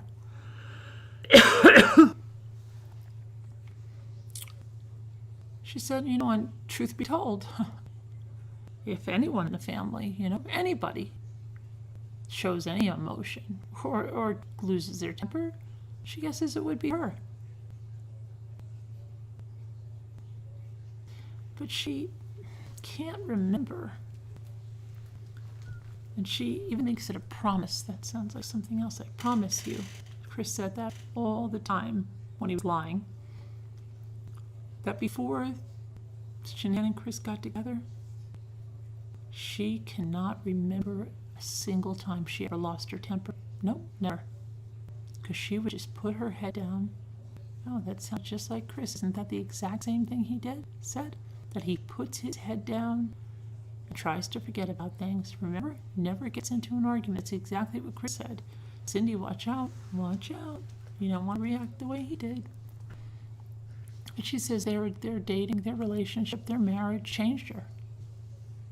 Not in a way she's proud of. Wow, now wow, okay. You're in charge of your own reaction, Cindy. So, engagement party. This is Sandy now. And she says that Shanann and herself shopped for food and wine. They spent a lot. And Chris's sister wanted all the invitations so she could help. And Shanann told her, Mom, she wants to do the invitations. You think she's accepting me finally? And I'm going to let her do it. So his mom and sister prepped all the food, and they cross-contaminated everything, so Shanann couldn't eat any of it. But thank goodness, Sandy made enough food that her daughter could eat. So the night went on. When Shanann and her mom went to the bathroom, Shanann told her mother that she had like 80 invites. Only the immediate family came. They came to learn by asking those friends. They never received an invitation. Shanann was devastated. Now, of course, Cindy's rebuttal says she doesn't even know where to begin, But by the time that Jamie and Cindy had thrown a bridal shower, it was October 2012. And they were already living in Colorado. Okay? So they didn't have any gatherings before she flew back to North Carolina for the pre-wedding stuff. And for the engagement party, I'm assuming that's what Sandy's speaking of, Cindy says. And she already discussed all that. And she told us above about the invitation. So, she didn't know anything else about the other stuff. That there was a second engagement party, but they didn't even attend that one. No. Yeah. She heard some talk that wife of that nephew or whoever she was, that Nicole made a toast and said humorously that there were people that were going to kill her for bringing those two together. And Cindy wants everyone to know that she wasn't at that other engagement party, but that's because there was an earlier engagement party that was thrown by another friend. And Ronnie and Cindy did go to that one, so for whatever reason, okay, they seriously screwed up in Chris's eyes. And he called them the next morning, okay? And he was really upset with them, and he said that they embarrassed him the night before. And that came out of the blue to them, They were really upset by it. And so they canceled their plans. We'll show him. I'm not going to your second one. We'll show you, because we don't want to embarrass you, Christopher. Okay. Then she says, you might be thinking that it's obvious Shanann is not the only one that doesn't like them very much, right? That their own son was not liking them too much. And they had always had a good relationship. So what could it be? So now, come on. Would you have blamed her for how he began to treat them? But you didn't know if it was true, but you would, right? If you always had a relationship, because Cindy believes that, blame somebody else for how your son is acting. Blame somebody else for their actions. Yep, blame Shanann. So, she has to wonder that, right? She always will. Always. Absolutely. Absolutely. And they weren't going to ask again. So then came the wedding. Oh, excuse me. This is Sandy. When she explains that no one attended the wedding but his grandmother and uncle. And then Cindy says she's going to devote an entire chapter. Don't worry about it with the details of that wedding. Yeah. And so, you know what? She's just going to stop answering that portion. She's not going to rebut that. But she will tell you that she thinks that their son Christopher they probably expected him to apologize to them, and he never did, okay? Instead, you know what he did? He sat down at the computer and he typed out the longest and most ugly email ever. And others, I guess, have surpassed the one she got from Shanann, okay? And she started sobbing again. She was a heap on the floor, and then when Jamie came to the house, she told her mother, you get up right now and you stop this, right? Gave her a talk, and she said, you're going to stop because you're not going to let them do this to you, okay? And you know what?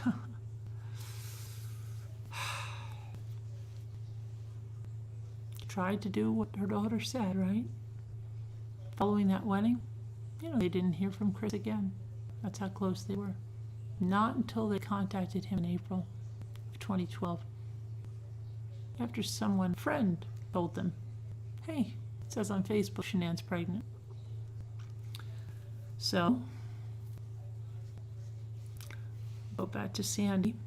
It says Chris spoiled Shanann and vice versa. They were so in love. They were a great team. They moved to Colorado. They lived with Shanann's friend for 1 year while they were building their house. Well, then Sandy says everything was great, except Shanann saw something on Chris's private parts that didn't look normal. So they went to the doctor. And then there's cancer, Cindy put, and so it was removed. She saved his life. So Cindy's got a lot to say on this one, where she goes on to say that, she'll just call this family hearsay. Yeah. But she will say that Shanann did see a spot on his wee willy winky, and that she sent a picture of his little wee willy winky with that spot to Ronnie's phone. I'm surprised he didn't bring this up in the interview with the photo of the doll. And of course, they deleted it. I guess that's why. And Chris told them that Shanann thought it was odd, an odd-looking thing. Was it the spot that was odd-looking or the wee Willie Winky? I think it was the spot. That he chose to ignore it.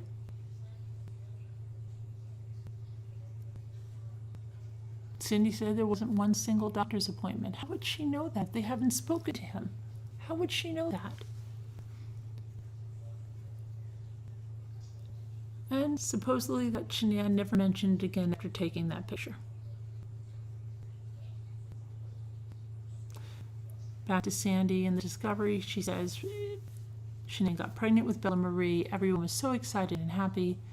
Shanann and Chris were wonderful parents. Chris and Shanann were working at the Ford dealership in Longmont. Shanann was selling cars. Chris was the head mechanic. They made a great team. Shanann was top sales. Then Bella came, so Shanann stopped working because of high-risk pregnancy. She was a trooper, though, the whole thing. Both families seemed happy. Chris's sister never flew to Colorado at any time that they were there. Now, Mama Watts says her pregnancy was announced on Facebook and that they contacted them and everyone agreed to a fresh start. Because Ronnie and Cindy, they don't have much money, even though they're very good with money. But they did put out that $600 for that stroller that she asked for, and they did it as a gesture of goodwill. Yep. She says Sandy's correct. Both families seemed happy. Okay. Now, Cindy says they probably weren't really happy, but more relieved. Yeah. She admits they were very happy about new grandchild, but they were just so upset that Chris, because she didn't hold grudges, I thought, right? But she's so upset, even though she doesn't hold grudges, that Chris refused to talk to them for so many months. She just can't get that out of her system. And that they were long blaming themselves for it. They had to make up for not going to that wedding. You can't really do that too much, Cindy. So they were going to do whatever both of them wanted. And she didn't know how long Shanann worked at that Ford dealership, maybe a few months. She quit while she was pregnant. And Mama Watts is an OB/GYN and says it was not a high-risk pregnancy. No. And there were no fertility drugs as far as they knew. Well, you didn't know too much because you didn't know until after the fact, right? Yeah. And then she claims, well, she knows because they were married in November and she had to have gotten pregnant by February or March. So, well, you can never have fertility problems. Sorry, not true, Mama Watts said. And 4 months is not considered a long time to try for a baby, Mama Watts said. So she says that Chris was not the head mechanic. Wrong. You should be happy she was trying to promote your son. And that could take years. She goes into tell you how long that would take. And says that Shanann received no money when she sold that house in North Carolina and she had to sell it furnished. And she convinced Chris that he had something wrong with his hand, that he had carpal tunnel, so he had to leave Longmont Ford, take a job at Anadarko for $20,000 less. Oh, because she said so. Because she wanted him home more and he worked too many hours at Ford. Okay. And no, wrong again. They didn't build their house. It was pre-planned subdivision, right? There was different models there as there are in a subdivision, and of course, theirs was the largest at the time, though now there's some with 3-car garages. Okay, and then Sandy says Cindy and Ronnie came out 2 times a year. Shanann worked at the Children's Hospital at night. She sold 31 bags. Shanann then became pregnant with Celeste, and the pregnancy was really rough on her because of her lupus. She had a very high-risk pregnancy again, but this one was the worst for Shanann. She had water weight gain, she had severe back pain, she had shortness of breath, she had pain in her chest, she had fatigue and exhaustion. Well, Cindy begs to differ. Sandy, she says if that was a high-risk pregnancy, no one, including Shanann or Chris, ever mentioned it. Nope. And if I looked, she looked fine. Yep. Seemed happy and healthy. Yep. Little Bella was beautiful, happy baby. Maybe they were struggling financially, probably were. And she had some shift work at the children's, as Sandy said, because her friend Jenna was some type of nursing supervisor there, but she thinks it was infrequent. I didn't know how much she made selling those silly bags. But they were young. They had a baby. Another on the way. Huge mortgage. Only one car, Chris's Mustang. Remember that Mustang? They didn't have any furniture. None. So now they started to run up some high credit card bills. Yep. Because they were just buying furniture left and right and filling up those rooms. Right? Yeah. They needed help from Sandy and Frank. And Cindy goes on to tell you how good they are with money and that she worked in credit control. And oh my goodness, Ronnie, when they had their babies, her mom watched them. She retired, but yeah, but you still don't have any money. I don't know. Okay. And then you would start watching your daughter's kids. Okay, it's a fine thing. It's a blessing. Terrific.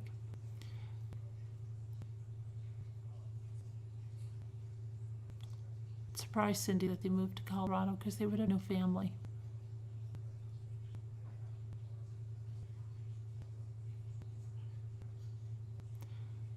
So she says Shanann told Cindy's best friend after the wedding, at their post-wedding breakfast, that Cindy's going to be mad at her again because I have endometriosis and I won't be able to have any children. But Cindy didn't care. She just shrugged it off, you know. She said she told me that she had lupus and fibromyalgia and then even added celiac disease. So what was another one? I hadn't even thought about having grandchildren from her and Chris. I didn't care. We have grandchildren. So, it's quite a surprise to us when she ended up having babies. Yeah. But it was nice. And, let's see, sometime during the year before Celeste was born, Frankie went out to stay with them. And she says that, well, Shanann mentioned something about him having a drug problem, but she doesn't know if Frankie ever had one or not. She doesn't know. And let's see. She'll admit that the mama, Sandy, could be somewhat overbearing there. And, you know, she wasn't crazy or anything. No. Frankie's a little sweetheart. He always has been. But you know what? She thinks that both her mom and Shanann were a little bipolar. Yeah. Now she's diagnosing that. And she says if she thought anyone was bipolar, it was really Shanann, you know? At any rate, Frankie left in a few weeks, and I don't know, he had told somebody, got back to Cindy, that he didn't like being their butlers, which she said. Cindy found that funny.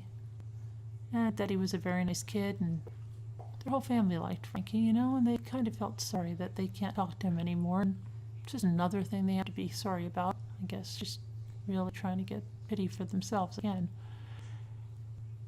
And she admits it's true that Sarah Jimmy never went to Colorado. Yeah, she wasn't interested. No. But Frankie didn't go back either.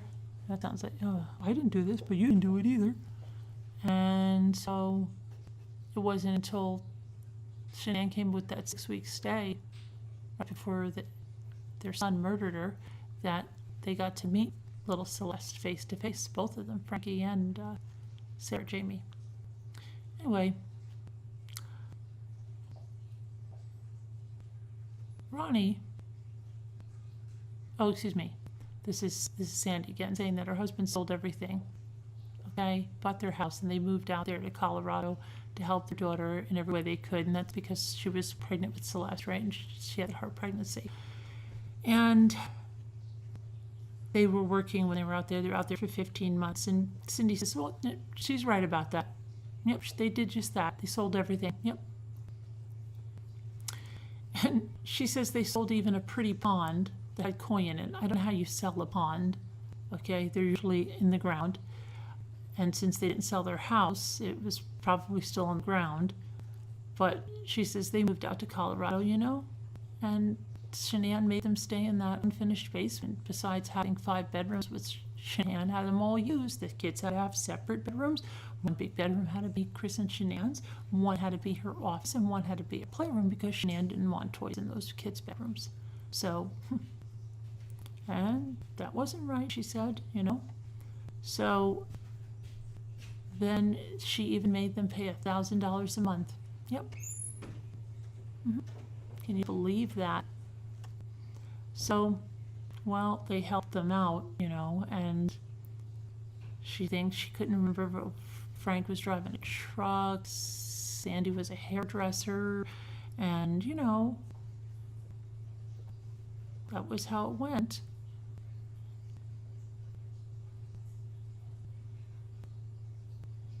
Now, they left, she said, after that, and they were short on childcare, so that's when the girls were enrolled at the Primrose School. Now we're back to Sandy. Chris's mom came out to watch the girls for a few days while Shanann and Chris went on a business trip. During that time, we weren't allowed to see our grandchildren or even eat dinner with them. Remember this when Sandy said she just wanted to play with the kids, and that Cindy brought them upstairs. She wouldn't let them hold them, and she found it very odd. And one day she asked her why, and she said, "Why the hell am I here for then?" And she screamed in Sandy's face and in front of her granddaughters, and that was very controlling. And Sandy was just like, wow. And she liked Shanann, and Shanann said, "Mom, just relax, I'll take care of it when I get home." Well, now here's Cindy's version. Cindy said, "I'll give her this much." It was a disaster, that trip. And that she had been asked to go and take care of the girls while Chris and Shanann went on one of those trips. She tried to remember where it was. She thinks it was Punta Cana. She can't really even remember. Some Thrive thing, right? And she said that she was even sent a ticket, okay? And that when she came out, Shanann even said, I'll keep the kids in school. But no. Cindy insisted. She wanted to take care of them while she was there. Okay? So, she says that Sandy didn't seem to want her there. And made her pretty nervous when she got really angry at her. Accused her of scratching one of Shanann's frying pans. Yep.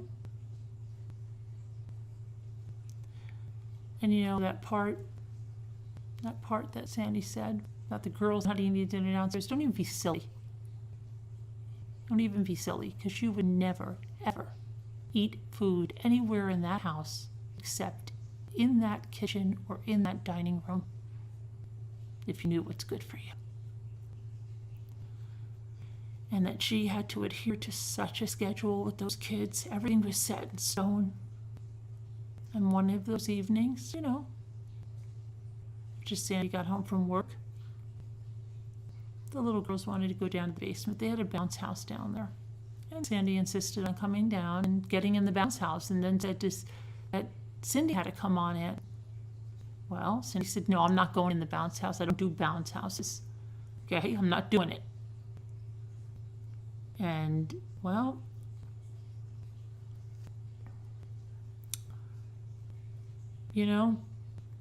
she said, "I'll just watch."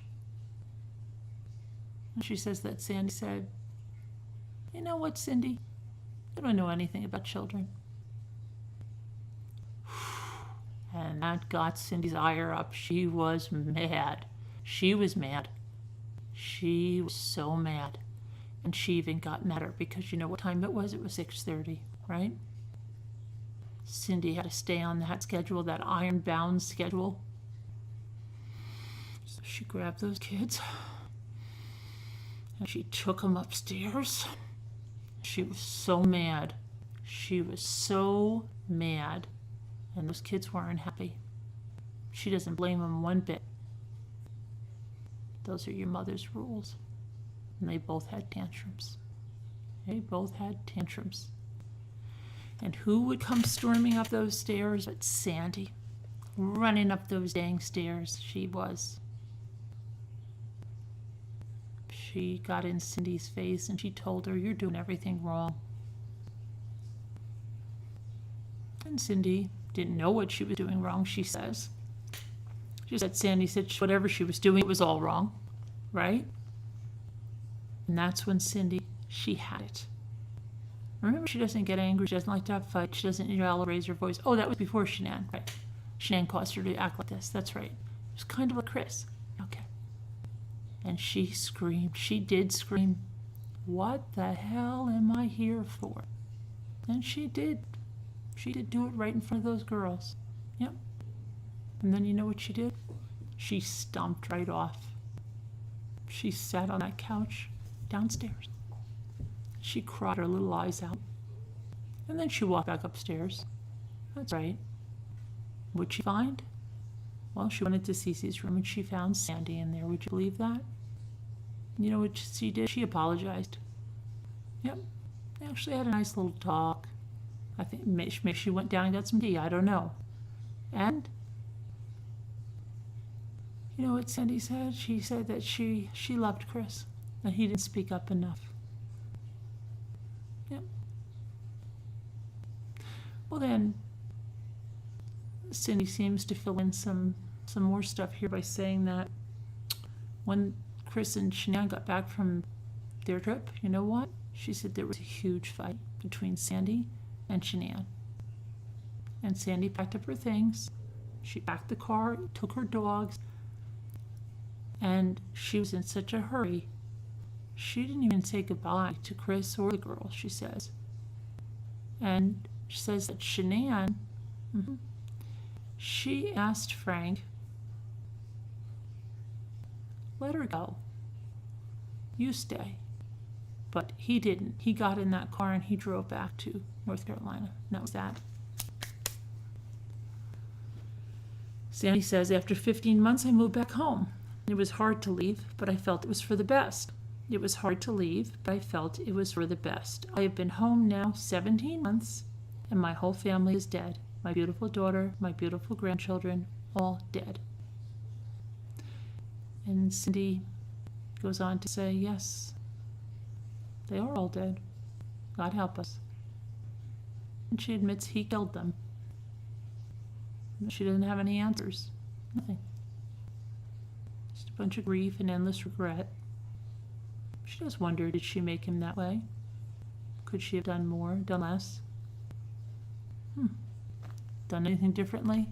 Stopped it? She says she misses the girls. Always will. But the worst thing is they lost their lives. All those years that they had a right to, they're gone. She doesn't know if Chris understands it or not, you know, what he's done to everyone, the Rusaks, the people left behind. She always told herself that Chris was like Ronnie. Ronnie had always been quiet, but he's nothing like Ronnie. At least she hopes not. That's what she's telling herself. But she doesn't know. She doesn't know. Spends all day and all night. More than a year later, she's spending this trying to find something that was missed. Get an answer. She thinks it'll always be with them. Yeah, it will. And she knows confusion is despair, but she admits she doesn't know her son. Okay, so now we go back to Sandy, who says everything seemed fine. Our daughter never spoke about anything bad. She did speak to us about bankruptcy a lot of debt with all the medical bills. And Cindy says, well, then Sandy and Frank were way ahead of us because we never knew about any bankruptcy. Nothing at all. Nothing at all. Found that out later. Yep. And there wasn't much medical data in 2015. Nope. There was some 70,000 stuff they bought. Sometime Chris sold his Mustang to get cash for the Lexus down payment lease. 'Cause he had a work truck by then. She's been looking at this bankruptcy filing, and so much money, and for what? Clothes? Traveling to places they couldn't afford to go to? Well, the Lexus is supposed to be given to them by Thrive, and those trips were paid for by Thrive too, so I don't think she knows what she's talking about anyway. It says that Frank had to give them money to get their passports. So she says, if you can't pay for your passport, you have no business, not any business going on that trip. And what are you going on that trip for? Step parties? Huh. Buy more high-priced clothing? All this Thrive stuff? And she says it was out of control. It was out of control spending. It was insane. She says Christopher now says he didn't even really understand how bad things were with their money, you know? But Cindy says, really, Chris? And 2 years out of that bankruptcy, they weren't any better off. They were in the same place. How could you not figure it out? Making $60,000 a year with all your expenses, they're already in the negative. They haven't even paid for their utilities or food. Oh, so it's good, she says. Go on trips. Go get yourself some new clothes. Go get the kids some toys. And make sure you get your nails done, Shanann, she says. She says they didn't care about money. They treated it like play money. And no surprise that 2 short years later, they're in the red. They're drowning in debt. They've learned nothing. Nothing. And you know what? Their banks were just stupid. Because how was anybody giving those people credit? How dumb are they? She says. And you know what? They were just crazy. So now Sandy says Bella and Celeste went back and forth to doctors. They were misdiagnosed for 2 years, and she told Shanann that they had asthma and they needed to find that doctor. One day she went in and the physician's assistant was there. She diagnosed them with asthma, and the girls are doing great. Other than earplugs put in, the girls being very allergic to tree nuts, which could cause them to die. Now, Cindy says it's true the girls suffered from failure to diagnose,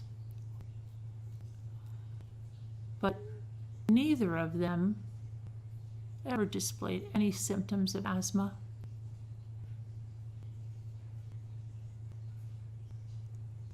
And Chris even now says the most he ever saw was Cece coughing a little when she ate too fast, and that Bella didn't have any allergies.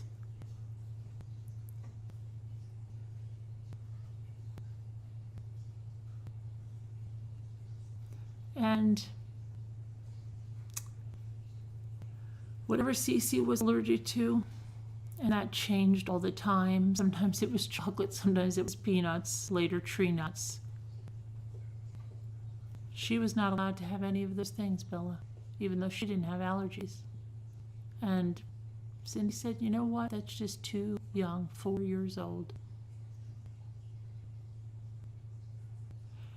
And one of them told Bella that if Cece ate coconut, she wouldn't wake up. And she doesn't know who told Bella that, but she wished whoever it was never did, because Bella was a frightened little girl. And after she was 2 years old, she never looked healthy. Never. Couldn't get her hair to grow, not at all. And she was self-conscious about it. Well, what'd they go and do? Now they put some more worry on that kid's shoulders. Yeah, that's what they did. They had to give her the worry that her sister was dying. Yep. And then, would you believe, Shanann, you know what she called her? You're not going to believe this, Cindy says. Mama Bear. What is wrong with her, Cindy? Cindy says, she wasn't a mama bear. She was a dang baby. Oh, boy. But she was right to worry, Bella. I guess because her sister died. Chris murdered them both. She goes on to say again, I don't think either one of them had allergies. Nope. And I don't think they should have been dosed up with Tylenol every single night. Yep. You know what really haunts me? You know what really haunts me, Cindy says? That on the last night of their lives, they went to a birthday party. They weren't allowed to have any cake. No ice cream. No. They just had to stand there and look at it. No cake or ice cream for you. Even on the last day of their lives. And Sandy says Celeste was born with her esophagus too small, and they went in 3 times to enlarge it. She was taking steroids like crazy to help her breathe for 1.5 years or longer. And then all until they were diagnosed with asthma, and then Shanann with her neck surgery, which out of pocket was $25,000 they owed. So that's why there was so much debt. Cindy says, yeah? Wow, she must be talking about the second time they were drowning in debt, because you know why? Shanann's neck surgery was after that first bankruptcy, and it was elective. That's why it was so costly. Same reason all of those tests she had on the girls were done. They weren't really necessary. They were all elective. And you know what? If Celeste was born with anything wrong, it never showed. She was the healthiest, most energetic girl she's ever seen. I hate that she had to go through all those procedures, all those drugs. You know what they did to those girls? They let them cry it out. That's right. Chris and Shanann said it was something called Baby Wise. Yeah, Baby Wise. Whatever it was, I thought it was horrible. You know, they took 2-hour naps. Unless they were at daycare. They had to take medication, drugs, every single night at 6. Whether they were sick or not. Had to go to bed. Had a bedtime of 6:30. The latest 7. Oh, and they had these noisy, unbelievable rain machines. They drove me nuts. Oh my gosh. And she was made to promise she would never, never go in, never comfort them, never rock them if they cried. Don't you dare. She'd watch on the monitor as Bella crawled out of her bed in the dark.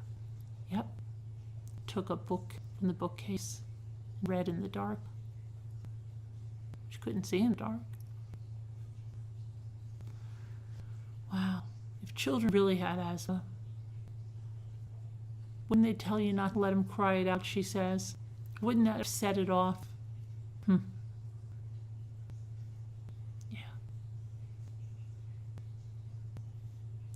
Now, Sandy says, I noticed that when we would FaceTime every night for 4 years straight, looking back, starting May of 2018, when we FaceTimed with Chris, he was putting the phone all over the room, ceiling, floor, etc. And I'd say, so you all right? And then he would FaceTime normally.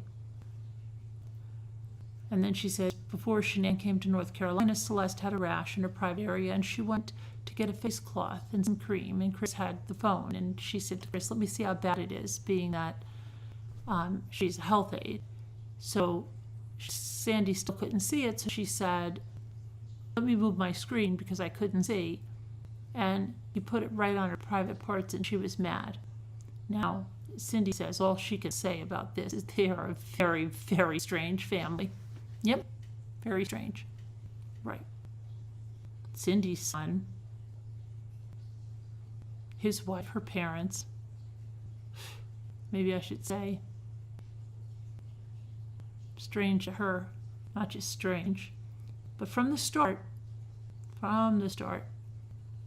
she never saw anyone like Shanann, someone that never put the phone down, never, not during meals, not during conversations. Whenever she was around, that phone was out. Caused such an unpleasant incident on the weekend of their engagement. Don't want to talk about it, not at all. Because that phone was the one that sent Ronnie and Cindy pictures of Chris's wee willy winky. Yes. And that phone was on. Not just when she was making videos. No. You know what? It's true. Her parents did FaceTime with them constantly. Constantly. And Chris did what Shanann always said. Yes, he did. He never wanted to cause any strife, but he'd never warm up to those videos and the constant FaceTiming and phone pictures every single minute. Well, the Watts, they were different, Cindy says. They didn't FaceTime every night. Oh my gosh. It would have been so painful to do that because neither Ronnie nor Chris talk much. And they didn't need to see how kids ate dinner, okay? She never understood why did they take the phone into the bathroom. That seemed odd.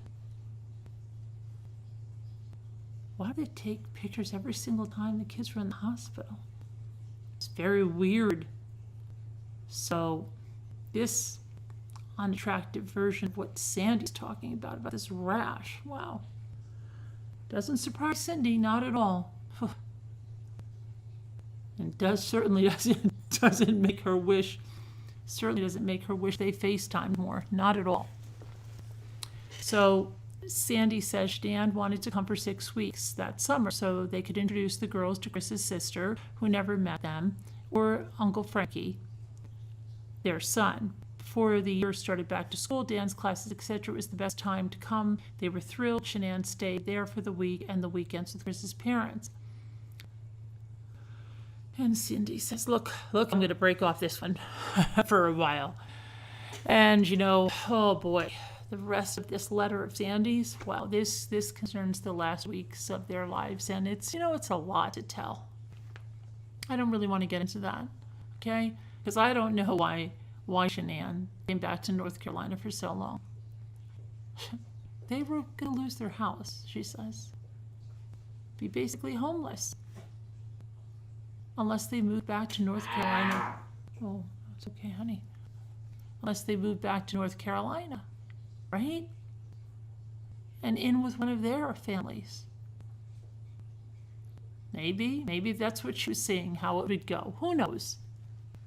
But Cindy likes hints. She's going to tell you, it didn't go well. It didn't go well, not at all. And she got wind that Shanann looked at a couple of 2-3 homes. Very expensive, of course, for sale in the area. Maybe she thought, I don't know. I don't think it was because Chris was already in love with another woman. But maybe Shanann thought she thinks that she could start over in North Carolina like they had in Colorado. Well, Cindy says if they could, it wasn't going to be easy. Nope, it was not. The worm just broke. They were drowning. They were underwater in debt, drowning, pushing them down. And they couldn't declare bankruptcy again. Nope. Yeah. So they would have had to live with one family. Yep. And if those weeks were any indication of how it would go, oh boy. Shanann must have been really growing desperate. And Makes Cindy wonder what solution Chris had. Yeah. Yep.